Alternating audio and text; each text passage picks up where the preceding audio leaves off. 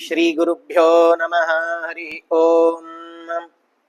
योऽन्तः प्रविश्य मम वाचमिमां प्रसुप्तां सञ्जीवयत्यखिलशक्तिधरस्वधाम्ना अन्यांश्च हस्तचरणश्रवणत्वगादीन् प्राणान्नमो भगवते पुरुषाय तुभ्यम्। सीतालक्ष्मणशोभिपार्श्वयुगलप्रीत्या वनम्राकृतिम् वक्त्राम्भोरुह सक्तहस्तकमलं भक्तं भटाग्रेसरम् एकान्ते हनुमन्तमुक्तिसुधया सन्तर्पयन् सन्ततम् रामस्तम्भितवारिधिर्विजयते धानुष्कचूडामणिः।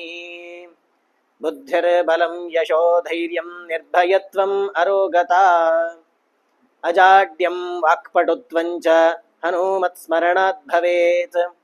नमो वस्तात्विका देवा विष्णुभक्तिपरायणाः धर्ममार्गे प्रेरयन्तु भवन्तः सर्व एव हि।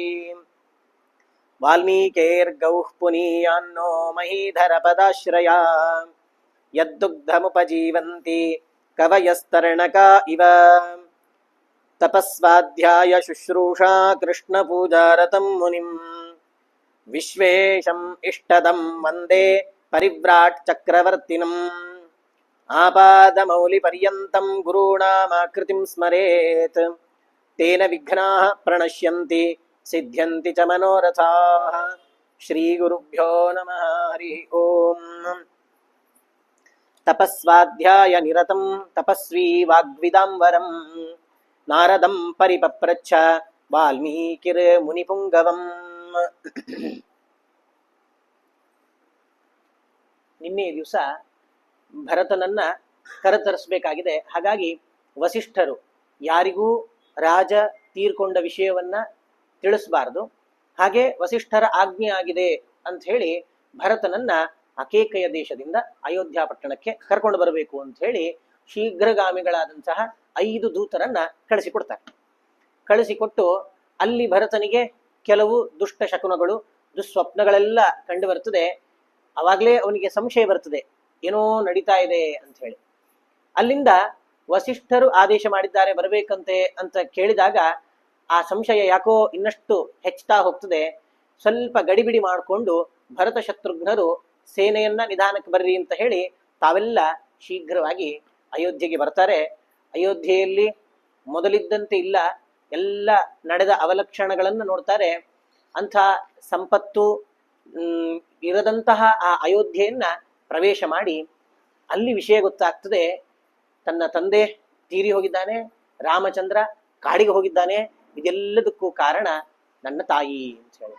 ಇಷ್ಟು ಗೊತ್ತಾದಾಗ ಭರತ ಬಹಳಷ್ಟು ಮೂರ್ಛಿತನಾಗಿ ಅತ್ಯಂತ ದುಃಖಪಟ್ಟು ತಾಯಿಗೆ ಒಂದಿಷ್ಟು ಬೈದು ಕೊನೆಗೆ ಕೌಸಲ್ಯ ಬಳಿಗೆ ಹೋಗಿ ಕೌಸಲ್ಯ ತನ್ನನ್ನು ಸಂಶಯ ಪಟ್ಟಾಗ ಕೌಸಲ್ಯಗೂ ಸಮಾಧಾನ ಮಾಡಿ ತನ್ನ ಒಳಗಿನ ಮನೋಗತವನ್ನ ರಾಮ ಕಾಡಿಗೆ ಹೋಗಿದ್ದು ತನಗೆ ನಿಜವಾಗಿಯೂ ಇಷ್ಟ ಇಲ್ಲ ಅಂತನ್ನೋದನ್ನ ಅವಳಿಗೆ ಖಾತ್ರಿಪಡಿಸಿ ಇನ್ನು ಮುಂದೆ ಆ ದಶರಥನ ಸಂಸ್ಕಾರ ಶರೀರಕ್ಕೆ ಸಂಸ್ಕಾರವನ್ನು ಮಾಡ್ಲಿಕ್ಕಿದ್ದಾನೆ. ವಸಿಷ್ಠ ಮಹರ್ಷಿಗಳು ಆ ಭರತನನ್ನ ಸಮಾಧಾನ ಪಡಿಸ್ತಾರಂತೆ. ಅಲಂ ಶೋಕೇನ ಭದ್ರಂತೆ ರಾಜಪುತ್ರ ಮಹಾಯಶಃ ಪ್ರಾಪ್ತ ಕಾಲಂ ನರಪತೇ ಕುರು ಸಂಯಾಮಂ ಅನುತ್ತಮಂ ಕುರು ಸಂಯಾನ ಉತ್ತಮಂ. ಅವನಿಗೆ ಸಂಯಾನ ಅಂದ್ರೆ ಅವನನ್ನು ಕಳಿಸ್ಕೊಡ್ಬೇಕಾಗಿದೆ ದಶರಥನನ್ನ. ಈಗ ಅಳುವಂಥ ಸಂದರ್ಭ ಅಲ್ಲ, ದುಃಖ ಪಡೋಷ್ಟು ಪಟ್ಟಾಯ್ತು, ಸ್ವಲ್ಪ ದುಃಖವನ್ನ ಕಂಟ್ರೋಲ್ ಮಾಡಿಕೊಂಡು ಈಗೇನಾಗ್ಬೇಕಾಗಿದೆ, ದಶರಥನ ಅಂತ್ಯ ಸಂಸ್ಕಾರ ಆಗ್ಬೇಕಾಗಿದೆ. ಬಹಳಷ್ಟು ದಿನದಿಂದ ಆ ತೈಲ ದ್ರೋಣದಲ್ಲಿ ದಶರಥನನ್ನಿಟ್ಟಿದ್ದೇವೆ, ಅಂತಹ ದಶರಥನಿಗೆ ಅಂತ್ಯ ಸಂಸ್ಕಾರ ಆಗಬೇಕಾಗಿದೆ. ಹಾಗಾಗಿ ದುಃಖವನ್ನ ತಡ್ಕೊಂಡು ಮುಂದಿನ ಕೆಲಸ ಆಗ್ಬೇಕಾದಂತಹ ಕೆಲಸವನ್ನ ನೀನು ಮಾಡಬೇಕಾಗಿದೆ ಅಂತ ಹೇಳಿ ವಸಿಷ್ಠರು ಆದೇಶ ಮಾಡ್ತಾರೆ. ಭರತ ತನ್ನ ದುಃಖವನ್ನೆಲ್ಲ ಬಹಳಷ್ಟು ಒತ್ತಿಟ್ಟು ಅದನ್ನ ಕಂಟ್ರೋಲ್ ಮಾಡ್ಲಿಕ್ಕೆ ಪ್ರಯತ್ನ ಪಡ್ತಾನಂತೆ. ಮುಂದೆ ಹೋಗ್ತಾನೆ, ತಂದೆಯ ಪಾರ್ಥಿವ ಶರೀರವನ್ನು ನೋಡ್ತಾನೆ, ಮತ್ತೆ ಬಹಳಷ್ಟು ದುಃಖ ಬರ್ತದಂತೆ. ಹೇಳ್ತಾನೆ, ಕಿಂತೆ ವ್ಯವಸಿತಂ ರಾಜನ್ ಪುರುಷಿತೆ ಮೈ ಅನಾಗತೆ ವಿವಾಸ್ಯ ರಾಮಂ ಧರ್ಮಜ್ಞಂ ಲಕ್ಷ್ಮಣಂಚ ಮಹಾಬಲಂ. ರಾಮ ಲಕ್ಷ್ಮಣರು ಇಬ್ಬರೂ ಕಾಡಿಗೆ ಹೋಗ್ಬಿಟ್ಟಿದ್ದಾರೆ, ಕಾಡಿಗೆ ಕಳಿಸ್ಬಿಟ್ಟು ಅವರನ್ನ. ನಾನು ಬರುವಷ್ಟು ಕಾಯ್ಲಿಕ್ಕೆ ಆಗ್ಲಿಲ್ಲಲ್ಲ ನಿನಗೆ, ಭರತನನ್ನಾದ್ರೂ ನೋಡೋಣ, ನನ್ನನ್ನು ಆ ಕೇಕೆಯ ದೇಶದಲ್ಲಿ ಬಿಟ್ಟಿದ್ದೀನಿ ನೀನು, ಹಾಗಾಗಿ ನಾನು ಬರೋವರೆಗೂ ಕಾಯ್ದೆ, ನನ್ನನ್ನು ನೋಡದೆ, ನಾನು ನಿನ್ನನ್ನು ನೋಡದೆ, ನೀನು ಹಾಗೇ ಹೋಗ್ಬಿಟ್ಟಿಯಲ್ಲ ಅಂತ ಹೇಳಿ ಆ ಸತ್ತ ಪಾರ್ಥಿವ ಶರೀರದತ್ರ ಆ ಭರತ ತನಗಾದಂತಹ ವ್ಯಾಕುಲತೆಯನ್ನ ತೋರ್ಕೊಳ್ತಾ ಇದ್ದಾನೆ. ವಿಧವಾ ಪೃಥಿವೀ ರಾಜನ್ ತ್ವಯಾ ಹೀನ ನರಾಜತೆ ಹೀನ ಚಂದ್ರೇವ ರಜನಿ ನಗರಿ ಪ್ರತಿಭಾತಿಮಾಂ. ಅವನು ಹೇಳ್ತಾನೆ, ವಿಧವಾ, ಇಲ್ಲಿ ನಿನ್ನನ್ನು ಕಳ್ಕೊಂಡು ವಿಧವೆಯರಾದವರು ನಿನ್ನ ಹೆಂಡತಿಯರಷ್ಟೇ ಅಲ್ಲ, ನನ್ನ ತಾಯಂದರಷ್ಟೇ ವಿಧವೆ ಆಗಿದ್ದಲ್ಲ, ಇಡೀ ರಾಜನ್ ಸ್ವಯಾಹೀನ ನರಾಜತೆ ಹೀನ ಚಂದ್ರೇವ ರಜನಿ, ಇಡೀ ನಗರ ಅಯೋಧ್ಯ ಪಟ್ಟಣ ನಿನ್ನನ್ನು ಕಳ್ಕೊಂಡು ವಿಧವೆ ಆಗಿಬಿಟ್ಟಿದೆ. ಯಾವ ರೀತಿ ಹುಣ್ಣಿಮೆಯಲ್ಲಿ ಚಂದ್ರನೇ ಇಲ್ಲದಿದ್ರೆ ಯಾವ ರೀತಿ ಇರ್ತದೋ, ಚಂದ್ರನೂ ಇದ್ದು ಅದರ ಪ್ರಕಾಶ ಇಲ್ಲದೇ ಇದ್ರೆ ಯಾವ ರೀತಿ ಇರ್ತದೋ, ಅದೇ ರೀತಿ ಈ ಅಯೋಧ್ಯೆ ಅಂಥ ದುಸ್ಥಿತಿಯನ್ನ ಹೊಂದ್ಬಿಟ್ಟಿದೆ. ಹಾಗಾಗಿ ಇಂಥ ಅಯೋಧ್ಯೆಯನ್ನ ನಾವೆಲ್ಲರೂ ಕೂಡ ನೋಡ್ತಾ ಇದ್ದೇವೆ ಇವತ್ತಿನ ದಿನ ಅಂತ ಹೇಳಿ ಬಹಳಷ್ಟು ದುಃಖವನ್ನ ಆ ದಶರಥನ ಮುಂದೆ ತೋರ್ಕೊಳ್ತಾನೆ. ಪಾಪ ಕೇಳಲಿಕ್ಕೆ ದಶರಥ ಆ ಶರೀರದಲ್ಲಿ ಇಲ್ಲ. ಇಷ್ಟಾಗ್ತದೆ, ಇನ್ನೇನು ಅಂತ್ಯ ಸಂಸ್ಕಾರ ಮಾಡಬೇಕು. ಶಿಬಿಕಾಯಾಮ್ ಅಥಾರೋಪ್ಯ ರಾಜಾನಂ ಗತಚೇತನಂ ಬಾಷ್ಪಕಂಠ ವಿಮನಸಃ ತಮೋಹು ಪರಿಚಾರಕಾಹ. ಆಮೇಲೆ ಆ ದಶರಥನನ್ನ ಶಿಬಿಕೆಯಲ್ಲಿ, ಒಂದು ಪಲ್ಲಕ್ಕಿಯಲ್ಲಿ ಹೊತ್ಕೊಂಡು ಹೋಗ್ತಾರಂತೆ. 4 ಜನ ನಿಂತಿರುವಂತಹ ಪಲ್ಲಕ್ಕಿಯಲ್ಲಿ ಆ ದಶರಥನ ಶರೀರವನ್ನ ಎತ್ಕೊಂಡು ಹೋಗ್ತಾ ಇದ್ದಾರೆ. ಅನೇಕ ಜನರು, ಆ ಅಯೋಧ್ಯೆಯ ಜನರೆಲ್ಲ ಸೇರಿದಾರಂತೆ. ಬಾಷ್ಪಕಂಠಾಹ, ಎಲ್ಲರ ಕುತ್ತಿಗೆ ಒದ್ದೆಯಾಗಿದೆ. ಕುತ್ತಿಗೆ ಒದ್ದೆ ಆಗುವುದು ಅಂತಂದ್ರೆ ಕೆಲವೊಮ್ಮೆ ಬಿಸಿಲಿರ್ತದೆ, ಬಿಸಿಲಿಂದ ಒದ್ದೆ ಆಗುವುದಲ್ಲಂತೆ. ಅತ್ತು ಅತ್ತು ಅತ್ತು ಆ ಕಣ್ಣೀರು ಕೆಳಜಾರಿ ಜಾರಿ ಆ ಕುತ್ತಿಗೆ ಎಲ್ಲ ಅವ್ರದ್ದು ಒದ್ದೆ ಆಗ್ಬಿಟ್ಟಿದೆ ಅಂತೆ. ಬಾಷ್ಪಕಂಠಾಹ ವಿಮನಸಃ, ಎಲ್ಲರ ಮನಸ್ಸು ಕೂಡ ಅತ್ಯಂತ ಖಿನ್ನವಾಗಿದೆ. ಅಂತ ಖಿನ್ನವಾದ ಮನಸ್ಸನ್ನಿಟ್ಟುಕೊಂಡು ಅಳ್ತಾ ತಮ್ಮ ಕಣ್ಣೀರನ್ನ ಸುರಿಸ್ತಾ ತಾವೆಲ್ಲ ಮುಂದೆ ಹೊರಟಿದಾರಂತೆ. ಎದುರುಗಡೆಯಿಂದ ಆ ಮಂತ್ರಿಗಳೆಲ್ಲ ಹೊರಟಿದಾರಂತೆ. ಹಿರಣ್ಯಂಚ ಸುವರ್ಣಂಚ ವಾಸಾಂಸಿ ವಿವಿಧಾನಿ ಚ ಪ್ರಕಿರಂತೋ ಜನ ಮಾರ್ಗೆ ನೃಪತೇರಗ್ರತೋ ಯಯುಹು. ಇನ್ನು ಉಳಿದ ಮಂತ್ರಿಗಳು, ಬೇರೆ ಜನಪದದ ಅಧಿಕಾರಿಗಳೆಲ್ಲ ಆ ಬೇಕಾದ ಬಟ್ಟೆಗಳನ್ನ, ಬಂಗಾರನ್ನ, ಬೆಳ್ಳಿಯನ್ನೆಲ್ಲ ಮುಂದೆ ಹೀಗೆ ಚೆಲ್ಲುತ್ತಾ ಹೊರಟಿದ್ದಾರಂತೆ. ಅಂದ್ರೆ ಆ ಆ ಎಲ್ಲವನ್ನು ಬಿಟ್ಟು ದಶರಥ ಹೋಗಿದ್ದಾನೆ, ಎಲ್ಲರನ್ನು ಬಿಟ್ಟು ಹೋಗಿದ್ದಾನೆ ಅಂತ ಸೂಚಿಸ್ಲಿಕ್ಕೋಸ್ಕರ ಎಲ್ಲವನ್ನು ಅಲ್ಲಿ ಚೆಲ್ತಾ ಇದ್ದಾರಂತೆ. ಈ ರೀತಿ ಆಗ್ತದೆ. ಸರಯೂ ನದಿಯ ತೀರ, ಆ ಸರಯೂ ನದಿಯ ತೀರದಲ್ಲಿ ಅವನ ದಹನ ಸಂಸ್ಕಾರ ಮಾಡಬೇಕು ಅಂತ ಹೇಳಿ ಕಟ್ಟಿಗೆಗಳನ್ನ, ಅದು ಗಂಧದ ಕಟ್ಟಿಗೆಗಳನ್ನ ಹಾಕಿಟ್ಟಿದ್ದಾರಂತೆ. ಅಲ್ಲಿ ಅಯೋಧ್ಯೆಯ ಪಟ್ಟಣದ ಜನರೆಲ್ಲ ಸುತ್ತುವರೆದಿದ್ದಾರೆ. ಒಬ್ಬೊಬ್ರು, ಆ ದಶರಥ ಅಂತಂದ್ರೆ ಎಲ್ಲರಿಗೂ ಅತ್ಯಂತ ಪ್ರೀತಿ ಪಾತ್ರವನು, ನಮ್ಮನ್ನೆಲ್ಲ ಮಕ್ಕಳಂತೆ ನೋಡ್ಕೊಂಡಿದ್ದಾನೆ ಅಂತ ಹೇಳಿ ಆ ದೇಶದ ಆ ಅಯೋಧ್ಯೆಯ ಜನತೆ ಒಬ್ಬೊಬ್ರು ತಮ್ಮಿಂದಾಗುವಂತಹ ಎಲ್ಲ ವಸ್ತುಗಳನ್ನ, ಕೆಲವೊಬ್ರು ಗಂಧದ ಕೊರಡು ಮನೆಯಿಂದ ತಂದು ಹಾಕ್ತಾ ಇದ್ದಾರಂತಲ್ಲಿ, ಇನ್ನು ಕೆಲವೊಬ್ರು ಗುಗ್ಗುಲಗಳನ್ನ, ಈ ಧೂಪಕ್ಕೆ ಹಾಕುವಂತಹ ಸುಗಂಧ ದ್ರವ್ಯಗಳನ್ನೆಲ್ಲ ತಂದು ಹಾಕ್ತಾ ಇದ್ದಾರೆ. ಕೆಲವೊಬ್ಬರೆಲ್ಲ ವಿಶೇಷವಾದ ಚಂದನ ಇದೆ ನಮ್ಮಲ್ಲಿ ಬೇರೆ ಬೇರೆ ವಿಚಿತ್ರವಾದ ವಿಶೇಷ ಕಟ್ಟಿಗೆಗಳಿವೆ, ದೇವದಾರುಗಳು ಅಂತ, ಅವುಗಳನ್ನೆಲ್ಲ ತಂದು ಅದನ್ನ ಸಮರ್ಪಣೆ ಮಾಡಿ ಇಂಥ ದಶರಥ ನಮ್ಮನ್ನ ಅಗಲಿ ಹೋದ ಅಂತ ಹೇಳಿ ದುಃಖವನ್ನ ಪಡ್ತಾ ಇದ್ದಾರೆ. ಕೃತ್ವೋದಕಂತೆ ಭರತೇನ ಸಾರ್ಧಂ ನೃಪಾಂಗನಾ ಮಂತ್ರಿ ಪುರೋಹಿತಾಶ್ಚ. ಇಷ್ಟಾಯ್ತಂತೆ. ಎಲ್ಲರೂ ರಾಜನಿಗಾಗಿ ತರ್ಪಣ ಬಿಟ್ಟಿದಾರಂತೆ. ಯಾಕೆಂತಂದ್ರೆ ರಾಜ ಇಡೀ ರಾಷ್ಟ್ರಕ್ಕೆ ತಂದೆ ಸ್ಥಾನವನ್ನು ಹೊಂದಿರುವವನು. ಅಂತಹ ರಾಜನನ್ನ ಕಳ್ಕೊಂಡಾಗ ಎಲ್ಲರೂ ತರ್ಪಣ ಕೊಟ್ಟಿದಾರಂತೆ. ತರ್ಪಣ ಕೊಟ್ಟು ಅಲ್ಲಿಂದ ವಾಪಸ್ ಬರ್ತಾ ಇದ್ದಾರಂತೆ. ಬಂದು ಪುರಂ ಪ್ರವಿಶ್ಯಾಶ್ರು ಪರೀತ ನೇತ್ರ ಭೂಮೋ ದಶಾಹಂ ಯನಯಂತ ದುಃಖಂ. ಎಲ್ಲರೂ ಕೂಡ ಆ ಇಡೀ ಮೃತಕ ಆಶೌಚವನ್ನ ಇಡೀ ಅಯೋಧ್ಯೆ ಆಚರಿಸಿದಂತೆ ಎಲ್ಲರೂ ಭೂಮಿ ಮೇಲೆ ಮಲಗಿ ಆ ಮೃತಕವನ್ನ ಅತ್ಯಂತ ದುಃಖದಿಂದ ದಿನಗಳನ್ನ ಕಳೆದರು. ಇಷ್ಟಾದಾಗ ಭರತನಿಗೆ ಇನ್ನಷ್ಟು ಕೆಲಸಗಳಿದೆ. ಮಧ್ಯದಲ್ಲಿ ಅಸ್ಥಿ ಸಂಚಯನ ಅಂತ ಮಾಡ್ಲಿಕ್ಕಿದೆ, ಆಮೇಲೆ ಏಕೋದ್ದಿಷ್ಟ ಇದನ್ನೆಲ್ಲ ಮಾಡ್ಲಿಕ್ಕಿದೆ. ಭರತ ಇದನ್ನೆಲ್ಲ ಮಾಡ್ತಾನಂತೆ.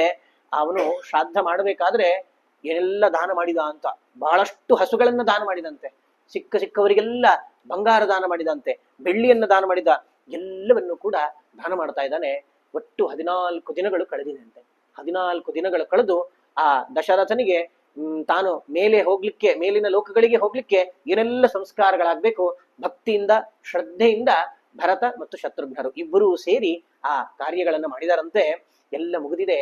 ಶತ್ರುಘ್ನ ಬಂದು ಭರತನಿಗೆ ಹೇಳ್ತಾನಂತೆ, ಪೂರ್ವಮೇವ ತು ವಿಗ್ರಾಹ್ಯ ಸಮವೇಕ್ಷ್ಯ ನಯಾನಯೋ ಉತ್ಪಥಂ ಯಸ್ ಸಮಾರೂಢೋ ನಾರ್ಯಾ ರಾಜಾ ವಶಂಗತಃ. ಆದ್ರೂ ನಮ್ಮ ತಂದೆ ಹಾಗೆ ಮಾಡಬಾರ್ದಿತ್ತು. ಕೈಕೇಯಿ ಹಂಗೆ ಹೇಳಿದ ಕೂಡ್ಲೇನೆ ಅವಳ ಮಾತನ್ನ ನಿರಾಕರಿಸಿ ಅವಳಿಂದ ಯಾವ ವರವನ್ನು ಕೊಡೋದಿಲ್ಲ ಅಂತ ಹೇಳಿ ನಿರಾಕರಣೆ ಮಾಡಬೇಕಿತ್ತು ರಾಜ. ಅವನು ಸ್ವಲ್ಪ ಸಲಿಗೆ ಜಾಸ್ತಿ ಇದ್ದಿದ್ರಿಂದ ಈ ರೀತಿ ಆಗೋಯ್ತು, ಈ ರೀತಿ ಆಗ್ಬಾರ್ದಿತ್ತು ಅಂತ ಹೇಳಿ ಶತ್ರುಘ್ನ ಭರತರು ಮಾತಾಡ್ಕೊಳ್ತಿದ್ದಾರಂತೆ. ಇತಿ ಸಂಭಾಷಮಾಣೇತು ಶತ್ರುಘ್ನೇ ಲಕ್ಷ್ಮಣಾಗ್ರಜೆ ಪ್ರಾಗ್ದ್ವಾರೇ ಭೂತ್ ತದಾ ಕುಬ್ಜ ಸರ್ವಾಭರಣಭೂಷಿತ. ಇಷ್ಟಾದಾಗ ಅಲ್ಲಿ ಏನಾಗ್ತದೆ, ಆ ಮಂಥರೆ, ಇದಕ್ಕೆಲ್ಲ ಮೂಲ ಕಾರಣಳು ಮಂಥರೆ ಅಂತ. ಅವಳು ಆ ಹಿಂದಿನ ದ್ವಾರದಿಂದ ಅಲ್ಲಿಂದ ಹೋಗ್ತಾ ಇದ್ಲಂತ. ಅವಳು ಹೇಗಿದ್ಲು ಅಂತಂದ್ರೆ ಸರ್ವಾಭರಣ ಭೂಷಿತ, ಎಲ್ಲ ಆಭರಣಗಳನ್ನು ಹಾಕೊಂಡು ಅವಳು ಚೆನ್ನಾಗಿ ತನ್ನನ್ನ ಅಲಂಕಾರ ಮಾಡ್ಕೊಂಡು ಹೋಗ್ತಾ ಇದ್ದಾಳಂತ. ಆ ಅಲಂಕಾರ ಹೇಗಿತ್ತು ಅಂತ ವರ್ಣನೆ ಮಾಡ್ತಾರೆ. ಮೇಖಲಾ ದಾಮಭಿಶ್ಚಿತ್ರೈ ಅನ್ಯೈಶ್ಚ ವರಭೂಷಣೈ ಬಭಾಸೆ ಬಹುಬಿರ್ಬದ್ಧ ರಜ್ಜುಬದ್ಧೇವ ವಾನರಿ. ಅವರು ಹೇಳ್ತಾರೆ, ಮೇಖಲಾ ದಾಮಭಿಶ್ಚೈವ, ಸೊಂಟದ ಪಟ್ಟಿ ಹಾಕೊಂಡಿದ್ದಾಳಂತೆ, ಬಂಗಾರದ ಸೊಂಟದ ಪಟ್ಟಿ ಮಂಥರೆ ಹಾಕೊಂಡಿದ್ದಾಳಂತೆ. ಅಷ್ಟೇ ಅಲ್ಲ, ಚಿತ್ರೈ ಅನ್ಯೈಶ್ಚ ವರಭೂಷಣೈ, ಅನೇಕ ವಿಚಿತ್ರವಾದಂತಹ ಆಭರಣಗಳನ್ನೆಲ್ಲ ಹಾಕೊಂಡಿದ್ದಾಳಂತೆ. ಬಭಾಸೆ ಬಹುಬಿಹಿ ಬದ್ಧ, ಅದು ಎಲ್ಲ ಬಹಳಷ್ಟು ಆಭರಣಗಳು ಹಾಕೊಂಡಿದ್ದಾಳೆ. ಆಕ್ಚುಲಿ ಯಾವ ರೀತಿ ಈ ಹೆಂಗಸರು ಅಲಂಕಾರ ಮಾಡ್ಕೊಳ್ಳೋದು ಅಂತಂದ್ರೆ, ನೆಕ್ಲೆಸ್ ಇರ್ತದೆ, ಅದಕ್ಕೆ ಸರಿಯಾದಂತಹ ಬಳೆ ಇರ್ತದೆ, ಅದಕ್ಕೆ ಸರಿಯಾದಂತಹ ಕಿವಿ ಓಲೆ ಇರ್ತದೆ, ಇದೆಲ್ಲ ಸೆಟ್ ಇರ್ತದೆ. ಅದು ಆ ಸೆಟ್ ನ ಸರಿಯಾಗಿ ನೋಡ್ಕೊಂಡು ಆ ಸೀರೆಗೆ ತಕ್ಕ ಹಾಗೆ ಹಾಕೊಂಡ್ರೆ ಅದನ್ನ ಮೇಕಪ್ ಮಾಡ್ಕೊಂಡು ಬಂದಿದ್ದಾರೆ ಅಂತ. ಇವಳು ಏನ್ ಮಾಡಿದಾಳೆ, ಇವಳು ತಾನಾಗಿ ಹೋಗಿ ಖರೀದಿ ಮಾಡಿದ್ದಲ್ಲ, ಅಲ್ಲಿ ಇಲ್ಲಿ ಎಲ್ಲೋ ವಿಷಯ ಚುಚ್ಚಿ ಚುಚ್ಚಿ ಯಾರ್ಯಾರೋ ರಾಣಿಯರು ಕೊಟ್ಟಿರ್ತಾರಲ್ಲ ಅದನ್ನ ಇಟ್ಕೊಂಡಿದ್ದಾಳೆ. ಅವಳು ಕೊಟ್ಟಿರೋದು ಎಲ್ಲ ಒಂದೇ ರೀತಿ ಇರೋದಿಲ್ಲ, ಅದನ್ನ ಎಲ್ಲವನ್ನೂ ಹಾಕೊಂಡ್ಬಿಟ್ಟಿದ್ದಾಳೆ ಮೈ ಮೇಲೆ. ಇದು ನಿತ್ಯ ಮೇಕಪ್ ಮಾಡ್ಕೊಳ್ಳೋರಿಗೆ ಮೇಕಪ್ ಎಲ್ಲೆಲ್ಲಿ ಎಷ್ಟೆಷ್ಟು ಸ್ಕಿನ್ ಕೇರ್ ಪ್ರಾಡಕ್ಟ್ಸ್ ನ ಎಲ್ಲೆಲ್ಲಿ ಹಾಕೊಳ್ಬೇಕು ಅನ್ನೋದ್ರ ಜ್ಞಾನ ಇರ್ತದೆ. ಈ ಅಪರೂಪಕ್ಕೆ ಮೇಕಪ್ ಮಾಡ್ಕೊಂಡ್ರೆ ಎಲ್ಲಿ ಎಷ್ಟು ಹಾಕೊಳ್ಬೇಕು ಅಂತ ಗೊತ್ತಾಗೋದಿಲ್ಲ. ಆ ರೀತಿ ಇವಳು ಅಪರೂಪಕ್ಕೆ ಮೇಕಪ್ ಮಾಡ್ಕೊಂಡಿದ್ದಾಳೆ. ಹಾಗಾಗಿ ಬಭಾಸೆ ಬಹುಬಿಹಿ ಬದ್ಧ ರಜ್ಜುಬದ್ಧೇವ ವಾನರಿ, ಅವಳ ಹಾಕಿದ ಆಭರಣಗಳು ಹಗ್ಗಗಳಂತೆ ಕಾಣುತ್ತಿದ್ದಂತೆ ಇವಳು ಮೂತಿ ನೋಡಿದ್ರೆ ರಜ್ಜುಬದ್ಧೇವ ವಾನರಿ, ಈ ಹಗ್ಗದಿಂದ ಕಟ್ಟಿದ ಹೆಣ್ಣು ಕೋತಿ ಇರ್ತದಲ್ಲ ಆ ರೀತಿ ಕಾಣ್ತಾ ಇದ್ಲ ಅವಳು ಅಂತ ಹೇಳಿ ವಾಲ್ಮೀಕಿ ಮಹರ್ಷಿಗಳು ಹೇಳ್ತಾರೆ. ತಾಂ ಸಮೀಕ್ಷ ತದಾಧ್ವಾಸ್ಥೋ ಭೃಶಂ ಪಾಪಸ್ಯ ಕಾರಿಣೀಂ ಗೃಹೀತ್ವಾ ಕರುಣಂ ಕುಬ್ಜಾಂ ಶತ್ರುಘ್ನಾಯನ್ಯವೇದಯತ್. ಅಲ್ಲಿ ದ್ವಾರಪಾಲಕ ಇದ್ದ. ದ್ವಾರಪಾಲಕ ಓಡಿ ಬಂದು ಶತ್ರುಘ್ನಿಗೆ ಹೇಳಿದಂತ, ಶತ್ರುಘ್ನ, ಕೈಕೇಯಿಗೆ ಈ ರೀತಿ ಬುದ್ಧಿ ಬರ್ಲಿಕ್ಕೆ ಕಾರಣಳು ಇವಳೇ ಮಂಥರೆ. ಯಾಕೆಂತಂದ್ರೆ ಇವರಿಬ್ರು ಮಾತಾಡ್ಕೊಳ್ಳೋದನ್ನ ನಾನು ಕೇಳಿದ್ದೇನೆ. ಅವಳನ್ನ ಪ್ರಚೋದಿಸಿದ್ದು ಕೈಕೇಯಿಗೆ ಸ್ವಂತ ಆ ರೀತಿ ಬುದ್ಧಿ ಇಲ್ಲ, ಅವಳನ್ನ ಪ್ರಚೋದಿಸಿದ್ದು ಈ ಮಂಥರೆ ಅಂತ ಹೇಳಿ ಅಲ್ಲಿ ಕೇಳಿಸ್ಕೊಂಡ ಎಲ್ಲ ವೃತ್ತಾಂತಗಳನ್ನ ಆ ದ್ವಾರಪಾಲಕ ಶತ್ರುಘ್ನಿಗೆ ಹೇಳ್ತಾನಂತ. ಶತ್ರುಘ್ನ ಈ ಮಾತನ್ನು ಕೇಳಿದ ಕೂಡಲೇ ಬಹಳಷ್ಟು ಸಿಟ್ಟು ಬರ್ತದಂತೆ. ಯಸ್ಯಾ ಕೃತೆ ವನೇ ರಾಮೋ ನ್ಯಸ್ತದೇಹಶ್ಚ ವಹ್ಪಿತ ಸೇಯಂ ಪಾಪ ನೃಶಂಸಾಚ ತಸ್ಯಾ ಕುರು ಯಥಾಮತಿ. ಭರತ ಹೇಳ್ತಾನಂತೆ, ಶತ್ರುಘ್ನ, ಇದೆಲ್ಲ ನಿನ್ ಕೈಗೆ ಬಿಟ್ಬಿಟ್ಟಿದ್ದೇನಪ್ಪ ನಾನು. ಯಾರ ಕಾರಣದಿಂದಾಗಿ ನಮ್ಮ ತಂದೆಯನ್ನ ಕಳ್ಕೊಂಡು, ನಾವು ಯಾರ ಕಾರಣದಿಂದಾಗಿ ನನ್ನ ಅಣ್ಣ ಕಾಡು ಪಾಲಾದ್ನೋ ಇವತ್ತಿನ ದಿನ, ಅಂಥ ಈ ಮಂಥರೆಯನ್ನ ನೀನ್ ಏನ್ ಬೇಕಾದ್ರೂ ಮಾಡ್ಕೊ, ತಸ್ಯಾಕುರು ಯಥಾಮತಿ, ನಿನಗೆ ಹೆಂಗ ಅನಿಸ್ತದೋ ಹಂಗ ಮಾಡು ಅಂತ ಹೇಳಿದಾಗ ಶತ್ರುಘ್ನಿಗೆ ಎಲ್ಲಿಲ್ಲದ ಸಿಟ್ಟು ಬಂತಂತೆ. ಅದರಲ್ಲಿಯೂ ಲಕ್ಷ್ಮಣನ ತಮ್ಮ ಅವನು, ಲಕ್ಷ್ಮಣನಿಗೆ ಸಿಟ್ಟು ಜಾಸ್ತಿ. ನೀವು ಶತ್ರುಗೆ ಸಣ್ಣ ಸಣ್ಣವರಿಗೆ ಸಿಟ್ಟು ಇನ್ನಷ್ಟು ಜಾಸ್ತಿ ಇರ್ತದಂತೆ. ಈ ಲಕ್ಷ್ಮಣನಿಗಿಂತ ಸಿಟ್ಟು ಜಾಸ್ತಿ ಶತ್ರುಘ್ನಿಗೆ. ಅವನಿಗೆ ಸಿಟ್ಟು ಬರ್ತದೆ, ಅವಳ ತಲೆ ಕೂದಲನ್ನ ಹಿಡ್ಕೊಳ್ತಾನಂತೆ. ತಲೆ ಕೂದಲನ್ನು ಹಿಡ್ಕೊಂಡ ಅಷ್ಟಕ್ಕೆ ಸುಮ್ಮನಾಗ್ತಾನೇನೋ ಅನ್ಕೊಂಡ್ರೆ ಇಲ್ಲಂತೆ, ಅದನ್ನು ಹಿಡಿದು ಆ ತಲೆ ಕೂದಲನ್ನು ಎಳಿತಾನಂತೆ. ಎಳೆದ್ರೆ ಅವಳು ದಪ್ಪಂತ ಕೆಳಗ್ ಬೀಳ್ತಾಳಂತೆ. ಕೆಳಗ್ ಬಿದ್ರೆ ತಲೆ ಕೂದಲು ಬಿಡ್ತಾನ, ಇಲ್ಲಂತೆ ಅವಳನ್ನು ಎಳ್ಕೊಂಡು ಹೋಗ್ತಾ ಇದ್ದಾನಂತೆ. ಸಚ ರೋಷೇಣ ಸಂವೀತಃ ಶತ್ರುಘ್ನ ಶತ್ರುಶಾಸನ ವಿಚಕರ್ಷ ತದಾ ಕುಬ್ಜಾಂ ಕ್ರೋಶಂತೀಂ ಪೃಥಿವೀತಲೆ. ಅವಳು ಬಾಯ್ ಬಡ್ಕೊಳ್ತಿದ್ದಾಳಂತೆ. ಇವನು ಶತ್ರುಘ್ನ ಬಿಡ್ಲಿಕ್ಕೆ ಕೇಳುದಿಲ್ಲ. ಯಾವತ್ತು ಪಾಪ ಯಾರೋ ಸ್ತ್ರೀ ಅಂತ ಕರುಣೆ ಬಂದ್ಬಿಡ್ಬೇಕು ಎಲ್ರಿಗೆ, ಆ ಕಡೆ ಈ ಕಡೆ ನೋಡೋರಿಗೆ. ಆ ರೀತಿ ಅವಳು ಜೋರಾಗಿ ತನ್ನ ಬಾಯಿಂದ ಜೋರಾಗಿ ಚೀರ್ತಾ ಇದ್ದಾಳಂತೆ. ಈ ಶತ್ರುಘ್ನ ಅದ್ಯಾವುದನ್ನು ಲೆಕ್ಕಿಸದೆ ಅವಳನ್ನ ನೆಲದ ಮೇಲೆ ಹಾಕೊಂಡು ಎಳ್ಕೊಂಡ್ ಬರ್ತಾ ಇದ್ದಾನಂತೆ.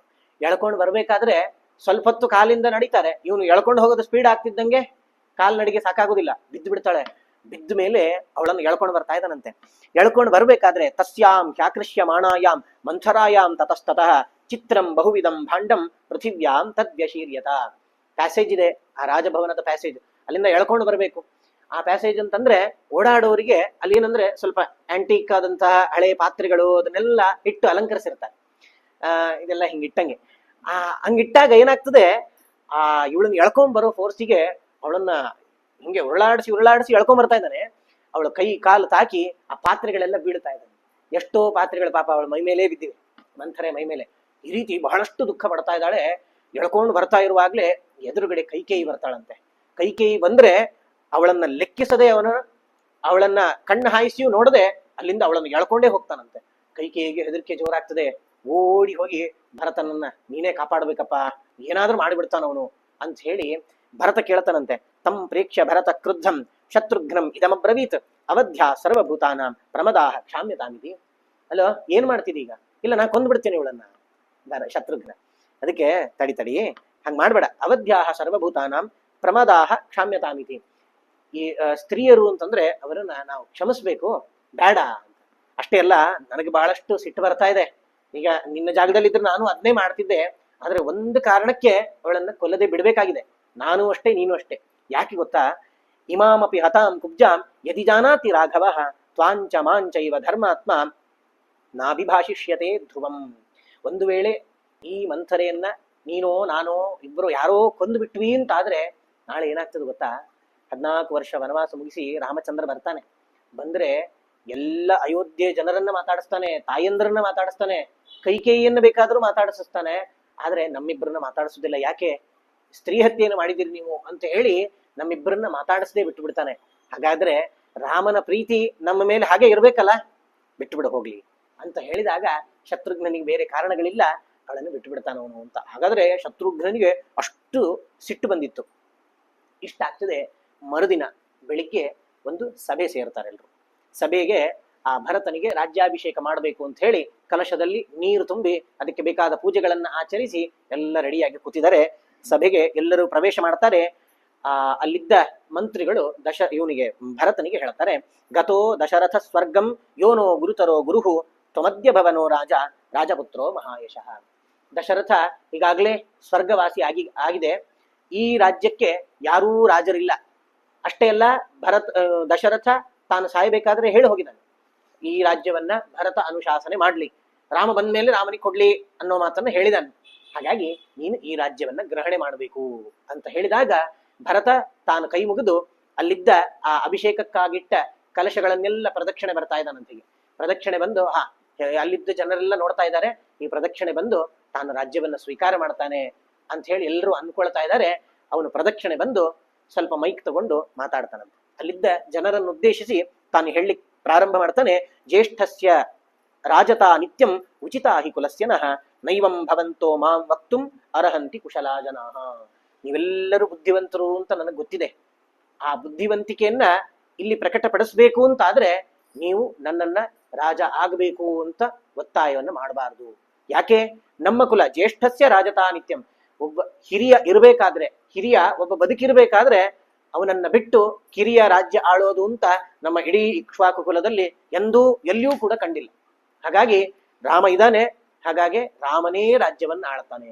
ಅಲ್ಲ, ರಾಮ ಈಗಿಲ್ಲಲ್ಲ, ಕಾಡಿಗೆ ಹೋಗಿದಾನಲ್ಲ ಅಂತಂದ್ರೆ ಅದಕ್ಕೆ ಹೇಳ್ತಾನೆ, ರಾಮ ಪೂರ್ವೋಹಿನೋ ಭ್ರಾತ ಭವಿಷ್ಯತಿ ಮಹೀಪತಿ ಅಹಂ ತ್ವರಣ್ಯೇ ವತ್ಸ್ಯಾಮಿ ವರ್ಷಾಣಿ ನವ ಪಂಚಚ.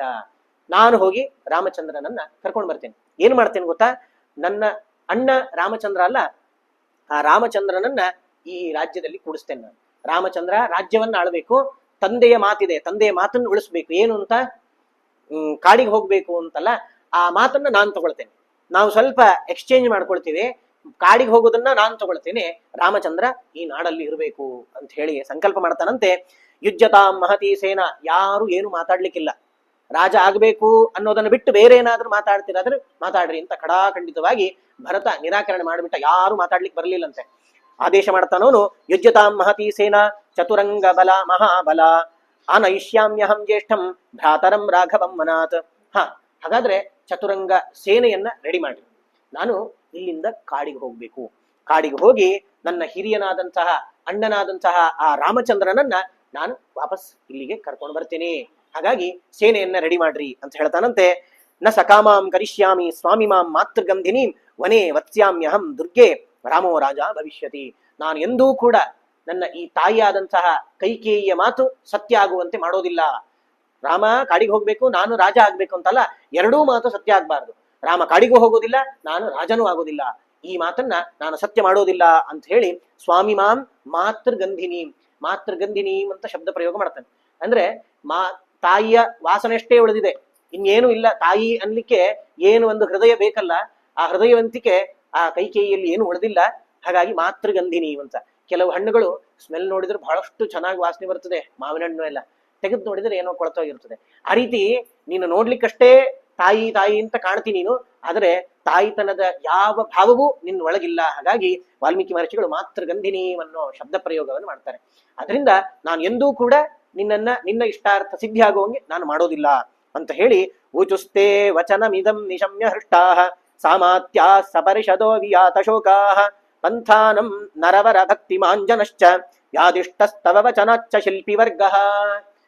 ಈ ಮುಂದಿನ ಮಾತನ್ನ ಕೇಳಿ ಇಡೀ ಅಯೋಧ್ಯೆಯ ಜನರಿಗೆ ಬಹಳಷ್ಟು ಖುಷಿ ಆಗ್ತದಂತ. ಭರತ ಏನ್ ಹೇಳ್ತಾನೆ ಗೊತ್ತಾ, ಇನ್ಮೇಲೆ ನಾವು ಆ ರಾಮನನ್ನ ಕರ್ಕೊಂಡು ಬರ್ಲಿಕ್ಕೆ ಅಂತ ಹೇಳಿ ಕಾಡಿಗೆ ಹೋಗ್ತಾ ಇದ್ವಿ. ಚತುರಂಗ ಸೈನ್ಯ ಬರಬೇಕು. ಇಲ್ಲಿಂದ ಗಂಗಾ ನದಿ ತೀರ ಇದೆಯಲ್ಲ, ಅಲ್ಲಿವರೆಗೂ ಕೂಡ ಬೇಕಾದಂತಹ ಬಾವಿಯನ್ನ, ಕೆರೆಯನ್ನ ತೋಡಿಸ್ರಿ, ಅಲ್ಲಿ ಬೇಕಾದಂತಹ ಶಿಬಿರಗಳನ್ನ ನಿರ್ಮಾಣ ಮಾಡ್ರಿ. ಇದನ್ನೆಲ್ಲ ನಿರ್ಮಾಣ ಮಾಡಿ ಬೇಕಾದ ಶಿಲ್ಪಿಗಳನ್ನ ಕರೆಸಿ ಅಲ್ಲಿ ರಾಜಮಾರ್ಗ ನಿರ್ಮಾಣ ಆಗ್ಬೇಕು ಹೋಗ್ಲಿಕ್ಕೆ.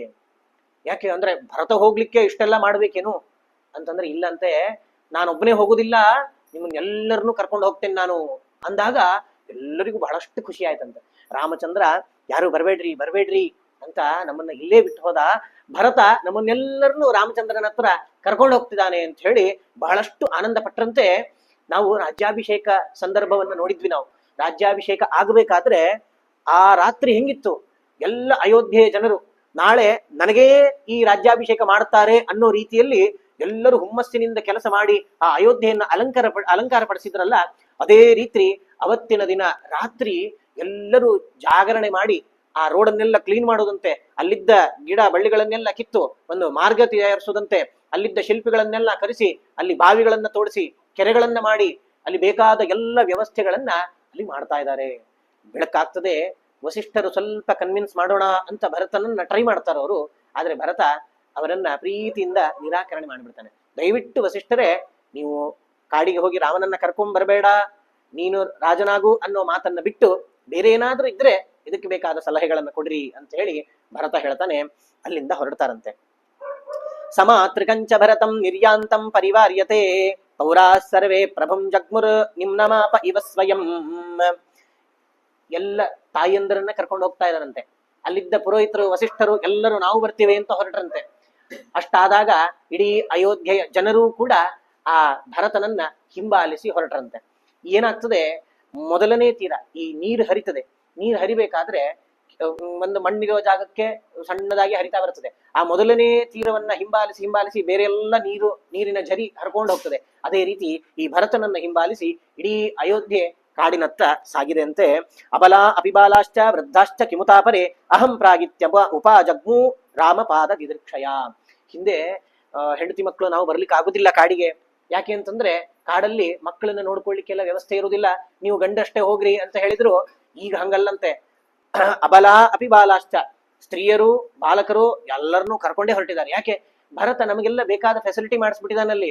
ಶಿಬಿರಗಳನ್ನ ಕಟ್ಟಿದ್ದಾನೆ ರಾತ್ರಿ ಮಲ್ಕೊಳ್ಳಿಕ್ಕೆ, ಆಮೇಲೆ ಬೇಕಾದಲ್ಲಿ ನೀರು ಸಿಗ್ತದೆ, ನಮಗೆ ಊಟದ ವ್ಯವಸ್ಥೆ ಎಲ್ಲ ಇದೆ, ಹಾಗಾಗಿ ನಾವು ಬಂದ್ಬಿಡ್ತೇವೆ ಅಂತ ಹೇಳಿ ಎಷ್ಟೋ ಜನ ಹೊರಟು ಬಿಟ್ಟಿದಾರಂತೆ.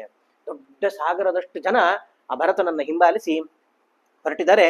ಗಂಗಾಯಾಂ ಸೈನ್ಯಮಾಶ್ವಾಸ್ಯ ರಾಮಂ ರಾಮಾನುಜ ಸ್ಮರನ್ ವಸಿಷ್ಠಾದ್ಯೈ ಪರಿವೃತಃ ಚಕಾರ ಪಿತೃತರ್ಪಣಂ. ಅಲ್ಲಿಂದ ಗಂಗಾ ನದಿ ತೀರದವರೆಗೆ ಹೋಗ್ತಾನಂತೆ. ಎಲ್ಲರನ್ನು ಕರ್ಕೊಂಡು ಹೋಗ್ತಾನೆ. ಗಂಗಾ ನದಿ ಸಿಗ್ತದೆ. ಆ ಗಂಗಾ ನದಿಯಲ್ಲಿ ತನ್ನ ತಂದೆಯನ್ನ ನೆನೆಸ್ಕೊಂಡು ಪಿತೃತರ್ಪಣ ಕೊಡ್ತಾನಂತೆ. ಅಂದ್ರೆ ಎಲ್ಲಿ ಮಹಾನದಿ ಅಂತ ಸಿಗ್ತದೋ ಆ ನದಿ ಸಿಕ್ಕಿರೋದೇ ಅವತ್ತೇ ಪುಣ್ಯ ದಿನ ಅಂತ ತಿಳ್ಕೊಂಡು ನಾವು ಪಿತೃತರ್ಪಣವನ್ನು ಕೊಡಬೇಕು. ಅದಕ್ಕಾಗಿ ದಿನ ನೋಡ್ಬೇಕು ಅದ್ಯಾವುದು ಇಲ್ಲಂತೆ. ನಾವು ಯಾವತ್ತು ಆ ನದಿ ಸಂಪರ್ಕ ಆಗ್ತದೋ ನಮಗೆ ಅದೇ ದಿನ ಒಳ್ಳೆ ದಿನ ಅಂತ ತಿಳ್ಕೊಂಡು, ಅದಕ್ಕೆ ಗಯಾಕ್ ಹೋದ್ರೆ ದಿನ ನೋಡ್ಲಿಕ್ಕಿಲ್ಲ, ಏಕಾದಶಿ ಒಂದು ಬಿಡಬೇಕಾಗ್ತದೆ. ಅದು ಬಿಟ್ಟು ಯಾವ ದಿನ ಹೋದ್ರು ಗಯಾ ಶ್ರಾದ್ದ ಮಾಡಿ ಬರೋದು ಅಂತ, ಅದಕ್ಕೆಲ್ಲ ನಿಗದಿಪಡಿಸಿರುವ ದಿನ ಅಂತಿಲ್ಲ. ಅದೇ ರೀತಿ ಅಲ್ಲಿ ಅವನು ಪಿತೃತರ್ಪಣವನ್ನ ಕೊಡ್ತಾನೆ. ಭರತಃ ಶ್ರೀಮದಾಂಧೋಯಂ ರಾಮಂ ಪ್ರತ್ಯವತಿಷ್ಠತೆ ರೋತ್ಸ್ಯಾಮೀಮಾಂ ರಾಮಭಕ್ತ್ಯ ಗುಹಸ್ತತ್ರೇತ್ಯವನ್ಯತ. ಅಷ್ಟಾದಾಗ ಶೃಂಗವೇರಪುರ ಬಂದ್ಬಿಟ್ಟಿದೆ. ಅಲ್ಲಿಗ ಶೃಂಗವೇರಪುರದಲ್ಲಿ ರಾಮನ ಮಿತ್ರ ಗುಹ ಇದ್ದಾನೆ. ಗುಹ ಒಂದ್ಸರ್ತಿ ಏನು ಇಷ್ಟು ಶಬ್ದ ಕೇಳ್ತಾ ಇದೆಯಲ್ಲ ಅಂತ ಈ ತೀರದಿಂದ ಮೇಲೆ ಎದ್ದು ನೋಡಿದ್ರೆ ಈ ಗಂಗಾ ನದಿಯೇ ಏನು ಅಲ್ಲ, ದೊಡ್ಡ ಸಮುದ್ರನೇ ಬಂದ್ಬಿಟ್ಟಿದೆ, ಸೇನೆಯ ಸಮುದ್ರ ಬಂದ್ಬಿಟ್ಟಿದೆ. ಯಾರ ಸೇನೆ ಇದು ಅಂತ ನೋಡಿದ್ರೆ ಭರತ ಇದ್ದಾನೆ ಎದುರುಗಡೆ. ಇಡೀ ಸೇನಾ ಸಮೇತನಾಗಿ ಭರತ ಬರ್ತಾ ಇದ್ದಾನೆ. ಇಷ್ಟಾದಾಗ ಈ ಗುಹನಿಗೆ ಸ್ವಲ್ಪ ಸಂಶಯ ಬರ್ಲಿಕ್ಕೆ ಪ್ರಾರಂಭ ಆಗ್ತದೆ.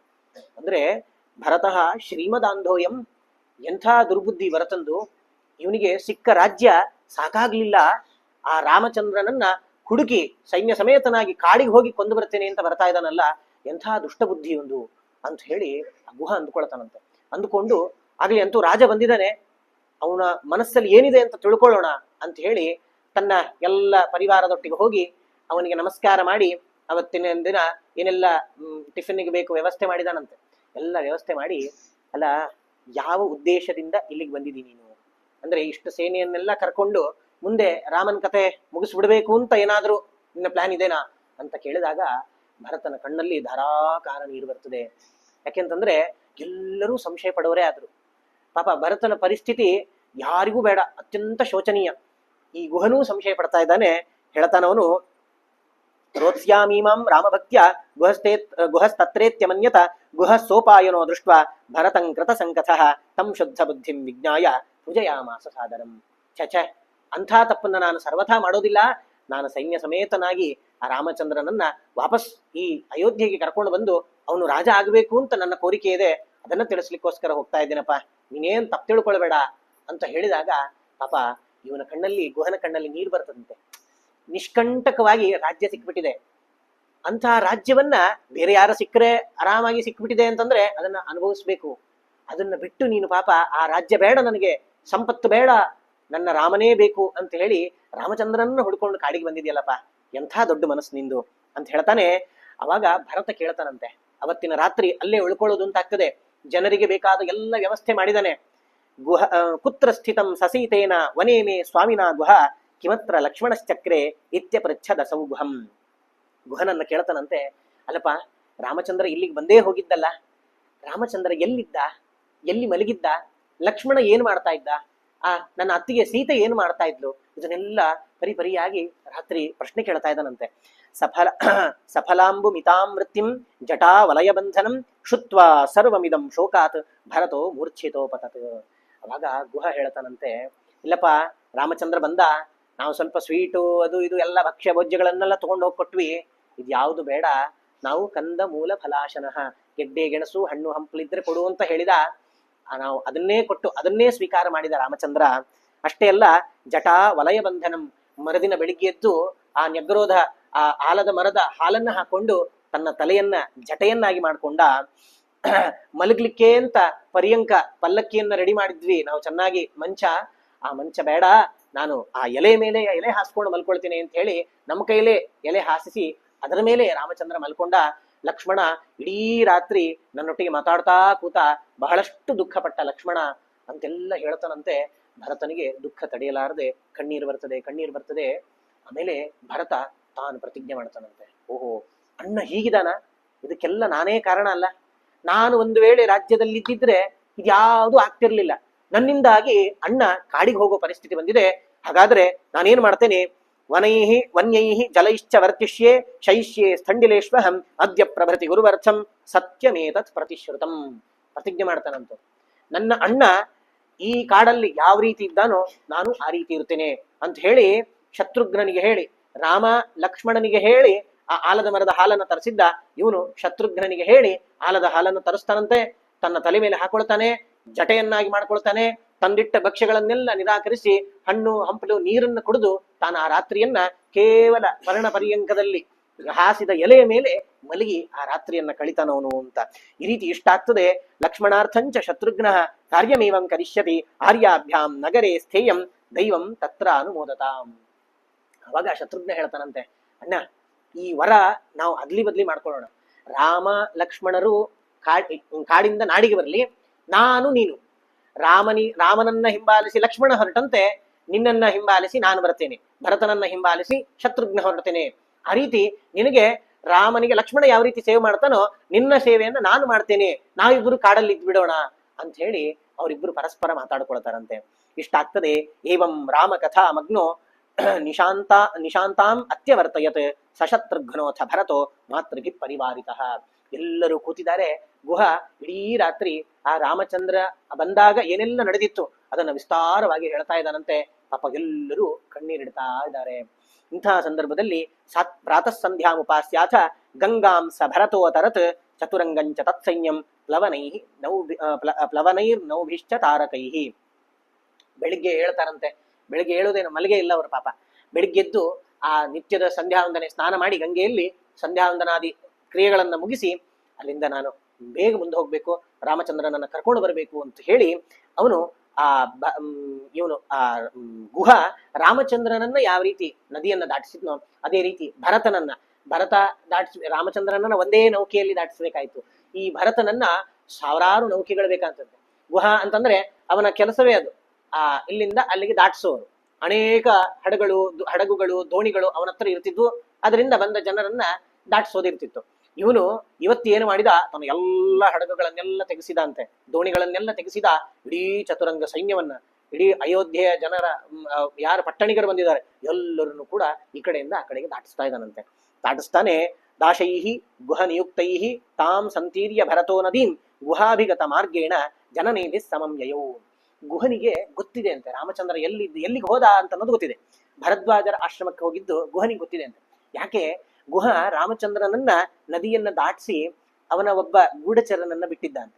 ಯಾಕೆ ಅಂತಂದ್ರೆ ರಾಮ ಪಾಪ ಫಸ್ಟ್ ಟೈಮ್ ಕಾಡಿಗೆ ಬಂದಿದ್ದಾನೆ, ಯಾವ ಮೃಗಗಳು ಎಲ್ಲಿಂದ ಅಟ್ಯಾಕ್ ಮಾಡ್ತಾವೋ ಗೊತ್ತಾಗೋದಿಲ್ಲ ಅಂತ ಹೇಳಿ ಬಿಲ್ಲು ಬಾಣ ಕೊಟ್ಟು ರಾಮಚಂದ್ರ ಅವನ ಗುರಿಯನ್ನ ತಲುಪುವವರೆಗೆ, ಎಲ್ಲೋ ಒಂದು ಕಡೆ ತಂಗುವವರೆಗೆ ನೀನು ಮೆಲ್ಲಕ್ಕೆ ಗೊತ್ತಾಗದೇ ಇರುವ ಹಾಗೆ. ಯಾಕೆಂದ್ರೆ ರಾಮಚಂದ್ರ ಇವನನ್ನು ಕಳಿಸ್ಕೊಡ್ತೇನೆ ಕರ್ಕೊಂಡು ಹೋಗು ಅಂತಂದ್ರೆ ರಾಮಚಂದ್ರ ಬೇಡ ಅಂತ ಹೇಳ್ತಾನೆ. ಹಾಗಾಗಿ ಅವನಿಗೆ ಗೊತ್ತಾಗದೇ ಇರೋ ರೀತಿಯಲ್ಲಿ ಗುಹ ಇನ್ನೊಬ್ಬನನ್ನ ಕಳಿಸಿದ್ದ. ಅವನು ಆ ರಾಮಚಂದ್ರ ಸೀತೆ ಲಕ್ಷ್ಮಣ 3 ಜನ ಭರದ್ವಾಜರ ಆಶ್ರಮಕ್ಕೆ ಹೋಗಿದ್ದನ್ನ ತಾನು ನೋಡಿ ಬಂದಿರ್ತಾನೆ. ಹಾಗಾಗಿ ಅವನು ಗುಹ ಅವನನ್ನ ಕಳಿಸಿ ಭರತನನ್ನ ಭರದ್ವಾಜರ ಆಶ್ರಮಕ್ಕೆ ಕರ್ಕೊಂಡು ಹೋಗು ಅಂತ ಹೇಳಿ ಕಳಿಸ್ತಾನಂತೆ. ಪ್ರಯಾಗಂ ಪ್ರಾಪ್ಯ ತತ್ಸೈನ್ಯಂ ನಿಯಮ್ಯಾರಾತ್ ಸಸೋದರ ಭರತೋಥ ಭರದ್ವಾಜಂ ಪ್ರಾಪ್ತವಾನ್ ಅಭ್ಯವಂದತ. ಭರತ ಸೈನ್ಯ ಸಮೇತನಾಗಿ ಭರದ್ವಾಜರ ಆಶ್ರಮಕ್ಕೆ ಬರ್ತಾ ಇದ್ದಾನೆ. ಭರದ್ವಾಜರಿಗೆ ತಾನು ನಮಸ್ಕಾರ ಮಾಡಿದಾನಂತೆ. ನಮಸ್ಕಾರ ಮಾಡಿದರೆ ಅವನಿಗೆ ಮತ್ತದೇ ಕಾದಿತ್ತು. ಭರದ್ವಾಜರಿಗೂ ಸಂಶಯ ಅಂತೆ. ಅವ್ರು ಕೇಳ್ತಾರೆ, ರಾಮಂ ರಾಜ್ಯಾತ್ ಪರಿತ್ಯಾಜ್ಯ ತ್ರೈಲೋಕ್ಯಸ್ಯೈಕನಾಯಕಂ ಕಿಂ ವಿಧತ್ಸೆ ಸಸೈನ್ಯೋಥ ತ್ವಮಿತ್ಯಾಹ ಸ್ಮ ತಮ್ಮುನಿ. ಅಲ್ಲಪ್ಪ, ರಾಮನನ್ನ ರಾಜ್ಯದಿಂದ ಓಡಿಸಿ ಆಯ್ತು. ಎಂಥ ರಾಮ? ತ್ರೈಲೋಕ್ಯಸ್ಯೈಕನಾಯಕಂ, ಇಡೀ ತ್ರೈಲೋಕ್ಯವನ್ನೇ ಕಾಪಾಡುವಂತಹ ಪರಮಾತ್ಮವು. ಅವನನ್ನ ರಾಜ್ಯದಿಂದ ಹೊರಗೆ ಹಾಕಿ ಈಗ ಸೈನ್ಯ ಸಮೇತನಾಗಿ ಬಂದು ಇಲ್ಲಿ ಏನ್ ಮಾಡ್ತಾ ಇದ್ಯಪ್ಪ? ಇನ್ನೇನು ಕೆಲಸ ನಿನಗೆ? ಅಷ್ಟು ಮಾಡಿದ್ ಸಾಕಾಗ್ಲಿಲ್ಲೇನು ಅನ್ನೋ ಅರ್ಥದಲ್ಲಿ ಕೇಳಿದಾಗ ಪಾಪ ಅವನು ಹೇಳ್ತಾನಂತೆ, ಅನುತಪ್ತೋಸ್ಮಿ ದುಷ್ಟಾಯ ಕೈಕೇಯ ಕೈತವಾನ್ ಮುನೆ ಪುರಂ ನೇಷ್ಯಾಮಿ ಮೇ ನಾಥಂ ಇತಿ ತಂ ಭರತೋ ಬ್ರವೀತ್. ಅವಾಗ ಬಹಳಷ್ಟು ದುಃಖ ಪಟ್ಟಿದ್ದೇನೆ ನಾನು ಭರದ್ವಾಜರೇ. ನನ್ನ ತಾಯಿ ಕೇಳಿದ ವರ ಇದು. ನನಗೆ ಆ ತಾಯಿಗೆ ಯಾವ ಸಂಬಂಧವೂ ಇಲ್ಲ, ಆ ಕೇಳಿದ ವರಕ್ಕೂ ನನಗೂ ಯಾವ ಸಂಬಂಧವೂ ಇಲ್ಲ. ನಾನು ಆ ರಾಜ್ಯದಲ್ಲೇ ಇರಲಿಲ್ಲ. ತಾಯಿ ಅವಳು ಮಾಡಿದಂತಹ ಈ ಕೈತವಾತು, ಈ ಕೆಟ್ಟ ಕೆಲಸದಿಂದಾಗಿ ನಾನೆಲ್ಲ ದುಃಖ ಪಡುವಂತಾಗಿದೆ. ನಾನು ಈ ದುಃಖ ಎಲ್ಲ ಪರಿಹಾರ ಆಗ್ಬೇಕಾಗಿದೆ. ನನಗೆ ದುಃಖವನ್ನ ಅನುಭವಿಸ್ಲಿಕ್ಕಿಲ್ಲ. ಪರಿಹಾರ ಆಗಬೇಕು ಅಂತಾದ್ರೆ ರಾಮಚಂದ್ರ ನಾಡಿಗೆ ಬರಬೇಕು, ರಾಜ್ಯವನ್ನ ಆಳ್ಬೇಕು. ಅದಕ್ಕೋಸ್ಕರ ರಾಮಚಂದ್ರನನ್ನ ಕರ್ಕೊಂಡು ಬರ್ಲಿಕ್ಕೆ ಹೊರಟಿದ್ದೇನೆ ನಾನು ಅಂತ ಹೇಳಿ ಭರದ್ವಾಜರಿಗೆ ಹೇಳಿದಾಗ ಸಮಾಧಾನ ಆಗ್ತದಂತೆ. ಇಲ್ಲಪ್ಪ ಬಾ ನೀನು ಅಂತ ಹೇಳಿ ಭರತನನ್ನ ಅವತ್ತಿನ ದಿನ ರಾತ್ರಿ ಅಲ್ಲೇ ಉಳಿಸ್ಕೊಳ್ತಾರಂತೆ. ರಾಮಾನುಜೋಸಿ ಧನ್ಯೋಸಿ ಸ್ವಸ್ತಿತೆ ಸ್ಥಿತ್ಯಥ ಬ್ರುವನ್ ಸಸೈನ್ಯಂ ತಂ ಭರದ್ವಾಜ ಆತಿಥ್ಯಾಯನ್ಯಮಂತ್ರಯತ್. ನೀನು ರಾಮನ ತಮ್ಮ ಅಪ್ಪ, ನೀನು ಧನ್ಯ ಅಂತ. ಯಾಕೆ ಈ ಮಾತು ಯಾಕೆ ಹೇಳ್ತಾ ಇದ್ದಾರೆ? ರಾಮನಂತೆ ಗುಣಗಳಿದೆಯಲ್ಲಪ್ಪ ನಿನ್ನಲ್ಲಿ, ಅಷ್ಟೇ ವಿನಯ, ಅಂಥದ್ದೇ ಗುಣಗಳು ಎಲ್ಲ ಬರ್ಲಿಕ್ಕೆ ಸಾಧ್ಯ. ಯಾಕೆ? ರಾಮನ ತಮ್ಮ ಆಗಿದ್ದರಿಂದ ಬಂದಿದೆ ನಿನಗೆ. ಹಾಗಾಗಿ ರಾಮಾನುಜ ನೀನು ಧನ್ಯ, ನಿನಗೆ ಒಳ್ಳೇದಾಗ್ಲಿ, ಸ್ವಸ್ತ್ಯಸ್ತು ಅಂತ ಹೇಳಿ ಸಸೈನ್ಯಂ ತಂ ಭರದ್ವಾಜ ಆತಿಥ್ಯಾಯ ನಿಮಂತ್ರಯತು. ಆಯ್ತು, ಸೈನ್ಯರನ್ನು ಎಲ್ಲರನ್ನೂ ಕರಿ, ಎಲ್ಲರಿಗೂ ಇವತ್ತು ಇಲ್ಲೇ ಉಳ್ಕೊಳ್ತಾರವರು. ಯದ್ಯದಿಚ್ಛತಿ ಯೋ ಯತ್ರ ಭರತಾನುರಜೋ ಜನಃ ತಂತೇನ ತರ್ಪಯಾಮಾಸ ರಾಮ ಭಕ್ತ್ಯಾ ದ್ವಿಜ. ರಾಮನ ಮೇಲೆ ಅನಂತ ಭಕ್ತಿ ಇತ್ತು ಭರದ್ವಾಜರಿಗೆ. ಆ ಭಕ್ತಿಯಿಂದ ಈ ಭರತನನ್ನ ಅನುಸರಿಸಿ ಯಾರೆಲ್ಲ ಬಂದಿದ್ರು ಅವರೆಲ್ಲರಿಗೂ ಕೂಡ ಅವ್ರು ಏನೇನು ಇಚ್ಛಿಸ್ತಾರೋ ಆ ಎಲ್ಲ ಅಡಿಗೆಗಳನ್ನು ಮಾಡಿ ಹಾಕ್ಸಿದಾರೆ. ಅಲ್ಲ, ಕಾಡಿಗೆ ಹೋಗಿ ಆ ಅಡಿಗೆಗಳನ್ನೆಲ್ಲ ಹೆಂಗ್ ಮಾಡಿಸಿದಪ್ಪ ಅವನು ಅಂತಂದ್ರೆ, ಆಹೂಯ ವಿಶ್ವಕರ್ಮಾದೀನ್ ಕಾರಯನ್ ಸರ್ವಸಂಪದ ವಾಸುದೇವ ಪ್ರಸಾದೇನ ಸ್ವರ್ಗ ಭೋಗಾನ್ ವ್ಯಧಾತ್ ಮುನಿ. ಅವನು ವಿಶ್ವಕರ್ಮನನ್ನ ಕರೆಸಿ ಆ ದೇವಭೋಗ ಅಂತ ಅಂದ್ರೆ ಸ್ವರ್ಗದಲ್ಲಿ ಊಟ ಮಾಡಿದರೆ ಯಾವ ರೀತಿ ಇರ್ತದೋ ಆ ಊಟದ ರುಚಿಯನ್ನ ಈ ಕಾಡಲ್ಲಿ ಮಾಡಿ ಹಾಕ್ಸಿದ. ಅಂದ್ರೆ ನಗರದಲ್ಲೂ ಎಲ್ಲಿಯೂ ಸಿಗದೇ ಇರುವಂತಹ ರುಚಿ ಅವತ್ತು ಅಲ್ಲಿ ಸೈನ್ಯದವರಿಗೆ ತಾವು ಏನು ಬಯಸ್ತಾ ಇದ್ದಾರೋ ಅದೆಲ್ಲವೂ ಕೂಡ ಬಂದು ಅವರ ತಟ್ಟೆಯಲ್ಲಿ ಬಂದು ಬೀಳ್ತಾ ಇದೆ ಅಂತೆ. ಆ ರೀತಿ ಅವರು ಆ ಸ್ವರ್ಗ ಲೋಕದ ಆ ಭೋಜನದ ಆನಂದವನ್ನ ಎಲ್ಲರೂ ಅನುಭವಿಸಿದ್ರು. ಇದೆಲ್ಲ ಯಾಕಾಯ್ತು ಅಂದ್ರೆ ವಾಸುದೇವ ಪ್ರಸಾದೇನ, ಆ ದೇವರ ಪೂರ್ಣ ಅನುಗ್ರಹ ಭರದ್ವಾಜರ ಮೇಲಿತ್ತು. ಭರದ್ವಾಜರ ತಪ ಪ್ರಭಾವದಿಂದ ಆ ದೇವಲೋಕದ ಭೋಗವನ್ನ ಆ ಋಷಿಯ ಆಶ್ರಮದಲ್ಲಿ ತಾವೆಲ್ಲ ಕೊಟ್ಟರು. ಹಿಂದೆ ವಸಿಷ್ಠರು ಆ ಕೌಶಿಕ ರಾಜ ಬಂದಾಗ ಯಾವ ರೀತಿ ನಂದಿನಿಯ ಮುಖಾಂತರ ಎಲ್ಲವನ್ನ ಮಾಡಿಸಿದ್ನೋ ಅದೇ ರೀತಿ ಭರದ್ವಾಜರು ಆ ಭರತನಿಗೆ ಮತ್ತು ಆ ಸೈನ್ಯದವರಿಗೆ ತಾವೆಲ್ಲ ಅಪೇಕ್ಷಿಸಿದ ಎಲ್ಲವೂ ಕೂಡ ಮುಂದೆ ಬರುವಂತೆ ತಾವು ಅನುಗ್ರಹ ಮಾಡಿದ್ರು. ಆಗ್ತದೆ. ಪ್ರಭಾತೆ ಭರತೋ ಗಂತುಂ ಭವಂದೇ ತಮ್ಮ ಮುನಿಂ. ಬೆಳಿಗ್ಗೆದ್ದು ಎಲ್ಲರೂ ಇದ್ದಾರೆ, ತಾಯಿ, ಮಂತ್ರಿಗಳು, ವಸಿಷ್ಠರು ಎಲ್ಲರೂ ಇದ್ದಾರೆ. ಅವನು ಬೆಳಿಗ್ಗೆ ಎದ್ದು ಭರತ ನಮಸ್ಕಾರ ಮಾಡ್ತಾನಂತೆ ಭರದ್ವಾಜರಿಗೆ. ನಾವು ಮುಂದೆ ಹೋಗ್ಬೇಕಾಗಿದೆ, ಈಗ ಶೀಘ್ರವಾಗಿ ರಾಮನನ್ನ ಇವತ್ತೇ ಕಾಣಬೇಕು ನಾನು, ರಾಮ ಎಲ್ಲಿದ್ದಾನೆ ಅಂತ ಹೇಳಿ ಆ ಭರದ್ವಾಜರ ಹತ್ರ ರಾಮನ ಅಡ್ರೆಸ್ ಇಸ್ಕೊಂಡು ಚಿತ್ರಕೂಟ ಪರ್ವತಕ್ಕೆ ಹೋಗಿದ್ದಾನೆ, ಅಲ್ಲಿಗೆ ಹೋಗು, ಈ ರೀತಿ ಹೋಗ್ಬೇಕು ಅಂತ ಹೇಳಿದಾಗ ಭರತ ತಾನು ಹೊರಡ್ತೇನೆ ನಾನು ಅಂತ ಕೇಳ್ತಾನಂತೆ. ಅದಕ್ಕೆ ಆವಾಗ ಭರದ್ವಾಜರು ಹೇಳ್ತಾರಂತೆ, ಅಲ್ಲ ಇಲ್ಲಿರೋರು ಎಲ್ಲರದೇನು ಪರಿಚಯ ಮಾಡಿಸ್ಲಿಲ್ಲಲ್ಲ ನೀನು ಅಂತ ಹೇಳಿದಾಗ, ಆಸಾಂ ವಿವೇಕಮಾಚಕ್ಷ್ವ ಮಾತೃಣಾಂತೇಂದ್ರ ಪಾತ್ಮಜ ಭರದ್ವಾಜೇನ ಭರತ ಇತ್ಯುಕ್ತ ಪ್ರತ್ಯಭಾಷತ. ಅಲ್ಲ ಇವರೆಲ್ಲ ಇದ್ದವ್ರು ಯಾರು ಅಂತಾನೆ ನನಗೆ ಗೊತ್ತಾಗ್ಲಿಲ್ಲ, ಪರಿಚಯ ಮಾಡಿಸು ಅಂತ ಹೇಳಿ ಭರತನ ತಾಯಂದ್ರನ್ನ ತೋರಿಸಿ ಭರದ್ವಾಜರು ಕೇಳ್ತಾ ಇದ್ದಾರಂತೆ. ಅವಾಗ ಭರತ ಪರಿಚಯ ಮಾಡಿಸ್ತಾ ಇದ್ದಾನೆ. ಯಾ ಪೂರ್ವಂ ವಂದಿತವತಿ ದೇವೀಯಂ ದೇವತೋಪಮ ರಾಮ ವಿಶ್ಲೇಷತೋ ದೀನ ರಾಮಮಾತೇತಿ ವಿದ್ಧಿತಾಂ. ಮೊದಲು ನಿಮಗೆ ನಮಸ್ಕಾರ ಮಾಡಿದ್ಲಲ್ಲ, ಇವಳು ಯಾರು ಗೊತ್ತಾ? ದೇವಿಯಂ ದೇವತೋಪಮ, ದೇವತೆಗೆ ಸದೃಶಳಾದಂತಹ ದೇವಿ ಇವಳು ರಾಮ ವಿಶ್ಲೇಷತೋ ದೀನ, ಅತ್ಯಂತ ಖಿನ್ನಳಾಗಿದ್ದಾಳೆ, ಅತ್ಯಂತ ತೆಳ್ಳಗಾಗ್ಬಿಟ್ಟಿದ್ದಾಳೆ. ಯಾಕೆ ಅಂತಂದ್ರೆ ರಾಮ ವಿಶ್ಲೇಷತಃ, ರಾಮ ಬಿಟ್ಟು ಹೋಗಿದ್ರಿಂದ ಅತ್ಯಂತ ದುಃಖಿತಳಾದಂತಹ ರಾಮನ ತಾಯಿ ಇವಳೇ ಕೌಸಲ್ಯೆ ಅಂತ ಪರಿಚಯ ಮಾಡಿಸ್ತಾನಂತೆ. ಯಾ ಪೂರ್ವಂ ತಸ್ಯಾ ಉಪಾಂತೆ ತಿಷ್ಠಂತಿ ಸುಮಿತ್ರೇಯಂ ತಪೋಧನ ಪುತ್ರೌ ಲಕ್ಷ್ಮಣ ಶತ್ರುಘ್ನೌ ಏಷಾ ಸೂತ ಶುಭವ್ರತ. ಇವಳು ಅವಳ ಪಕ್ಕನೇ ನಿಂತ್ಕೊಂಡಿರ್ತಕ್ಕಂಥ ಇವಳು ಸುಮಿತ್ರೆ ಅಂತ, ಲಕ್ಷ್ಮಣ ಮತ್ತು ಶತ್ರುಘ್ನರ ತಾಯಿ ಅಂತ ಪುಣ್ಯಾತ್ಮರನ್ನ ಹಡೆದ ತಾಯಿ ಇವಳು ಅಂತ ಹೇಳಿ ಸುಮಿತ್ರೆಯನ್ನ ಪರಿಚಯ ಮಾಡಿಸ್ತಾನಂತೆ. ಲಜ್ಜಯ ಅಧೋಮುಖಿ ಯಾತ್ರ ದುಷ್ಟ ರಾಮ ಪ್ರವಾಸಿನಿ ಕೈಕೇಯಿ ಮಮ ಮಾತೇಯಂ ಇತ್ಯೇವಂ ಭರತೋ ಬ್ರವೀತ್. ಆಮೇಲೆ ಇಲ್ಲಿ ಮೂರನೇವಳು ತಲೆ ತಗ್ಗಿಸಿ ನಾಚಿಕೆಯಿಂದ ನಿಂತ್ಕೊಂಡಿದ್ದಾಳಲ್ಲ, ಇವಳು ಯಾರು ಗೊತ್ತಾ? ದುಷ್ಟ ರಾಮ ಪ್ರವಾಸಿನಿ, ಅತ್ಯಂತ ದುಷ್ಟಳು, ಕುಲಗೇಡಿ ಅಂತ ಹೇಳ್ಬೋದು ಬೇಕಾದ್ರೆ. ರಾಮ ಪ್ರವಾಸಿನಿ, ರಾಮನನ್ನ ಕಾಡಿಗೆ ಕಳಿಸಿ ದಶರಥ ಸಾಯಲಿಕ್ಕೆ ಕಾರಣಳಾದಂತಹ ಕೈಕೇಯಿ ಮಮ ಮಾತೇಯಂ ಇತ್ಯೇವಂ ಭರತೋ ಬ್ರವೀತ್. ಕೈಕೇಯಿ ಇವಳು ನನ್ನ ತಾಯಿ ಅಂತ ಹೇಳಿ ಭರತ ಹೇಳ್ತಾನಂತೆ. ಭರದ್ವಾಜರು ಹೇಳ್ತಾರೆ, ಇಲ್ಲ ನಿಮಿತ್ತ ಮಾತ್ರಂ ಕೈಕೇಯಿ ವನವಾಸೇ ಜಗತ್ ಪ್ರಭೋ ದೇವ ಕಾರ್ಯಾಯ ಯಾತೋಯಂ ಇತಿ ತಮ್ಮ ಮುನಿರಬ್ರವೀತ್. ಹಾಗೆಲ್ಲ ಮಾತಾಡ್ಬೇಡಪ್ಪ. ಯಾಕೆ ಗೊತ್ತಾ? ಈ ಕೈಕೇಯಿ ಮಂಥರೆ ಇವರೆಲ್ಲ ಬರೀ ಒಂದು ನಿಮಿತ್ತ ಅಷ್ಟೇ. ದೇವರು ಅವನ ಸಂಕಲ್ಪವೇ ಬೇರೆ ಇದೆ, ದೇವ ಕಾರ್ಯ ಆಗ್ಬೇಕಾಗಿದೆ. ಆ ದೇವ ಕಾರ್ಯಕ್ಕೋಸ್ಕರ ರಾಮಚಂದ್ರ ಕಾಡಿಗೆ ಬಂದಿದ್ದೇ ಹೊರತು ಇವರೆಲ್ಲ ಒಂದು ನಿಮಿತ್ತ ಅಷ್ಟೇ. ಹಾಗಾಗಿ ಅವ್ರ ಮೇಲೆ ನಿನ್ನ ಸಿಟ್ಟನ್ನ ಬೇಜಾರನ್ನ ತೋರಿಸ್ಲಿಕ್ಕೆ ಹೋಗ್ಬೇಡ ಅಂತ ಹೇಳ್ತಾರಂತೆ. ಇಷ್ಟಾಗ್ತದೆ. ಪ್ರಾಪ್ಯ ಅನುಜ್ಞಾಂ ಭರದ್ವಾಜಾತ್ ಶುತ್ವ ರಾಮಾಶ್ರಯಂ ತತಃ ಸಯಯೌ ಯಮುನಾಂ ತೀರ್ಥ ಚಿತ್ರಕೂಟಂಚ ಸಾನುಗಃ. ಇಷ್ಟಾಗ್ತದೆ. ಭರದ್ವಾಜರಿಂದ ಅನುಜ್ಞೆ ಪಡಿತಾನೆ, ಇನ್ನು ನಮಗೆ ಹೋಗ್ಲಿಕ್ಕೆ ನೀವು ಆದೇಶವನ್ನ ಕೊಡಿ ಅಂತ ಹೇಳಿ ಅವರ ಅನುಜ್ಞೆಯನ್ನ ಪಡೆದು ತಾನೇನ್ ಮಾಡ್ತಾ ಇದ್ದಾನೆ, ಅಲ್ಲಿಂದ ಯಮುನಾ ತೀರವನ್ನ ದಾಟಿ ಚಿತ್ರಕೂಟ ಪರ್ವತದ ಹತ್ರ ತಾನು ಸಾಗಿದ್ದಾನೆ. ತಾನು ಸಾಗಬೇಕಾದ್ರೆ ತಾಯಿ ಅವರನ್ಗೆಲ್ಲ ಬೇಗ ಬರ್ಲಿಕ್ಕೆ ಆಗಲ್ಲ, ನನಗೆ ಬಹಳ ಅರ್ಜೆಂಟ್ ಇದೆ, ನನಗೆ ಅಣ್ಣನನ್ನ ನೋಡ್ಬೇಕು, ನೀವೆಲ್ಲ ನಿಧಾನ ಬರ್ರಿ ಸ್ವಲ್ಪ, ನಾನು ಮುಂದೆ ಹೋಗ್ತೇನೆ, ಸೈನ್ಯವನ್ನ ಕರ್ಕೊಂಡು ಮುಂದೆ ಹೋಗ್ತೇನೆ ಅಂತ ಹೇಳಿ ಸೈನ್ಯ ಸಮೇತನಾಗಿ ಭರತ ತಾನು ಮುಂದೆ ಹೋಗ್ತಾ ಇದ್ದಾನೆ. ಯಮುನೆಯನ್ನ ದಾಟಿದಾನೆ. ತಥಾ ತತ್ರಾಸತಸ್ತಸ್ಯ ಭರತಸ್ಯೋಪಯಾಯಿನಃ ಸೈನ್ಯ ರೇಣುಶ್ಚ ಶಬ್ದಶ್ಚ ಪ್ರಾದುರಾಸ್ತಾಂ ನಭಸ್ಪೃಶವು. ಇಲ್ಲಿ ಏನಾಗಿದೆ, ರಾಮಚಂದ್ರ ಸೀತೆಗೆ ಮಂದಾಕಿನಿ ನದಿಯ ಸೌಂದರ್ಯವನ್ನ ಆಸ್ವಾದನೆ ಮಾಡಿಸ್ತಾ ಇದ್ದಾನಂತೆ.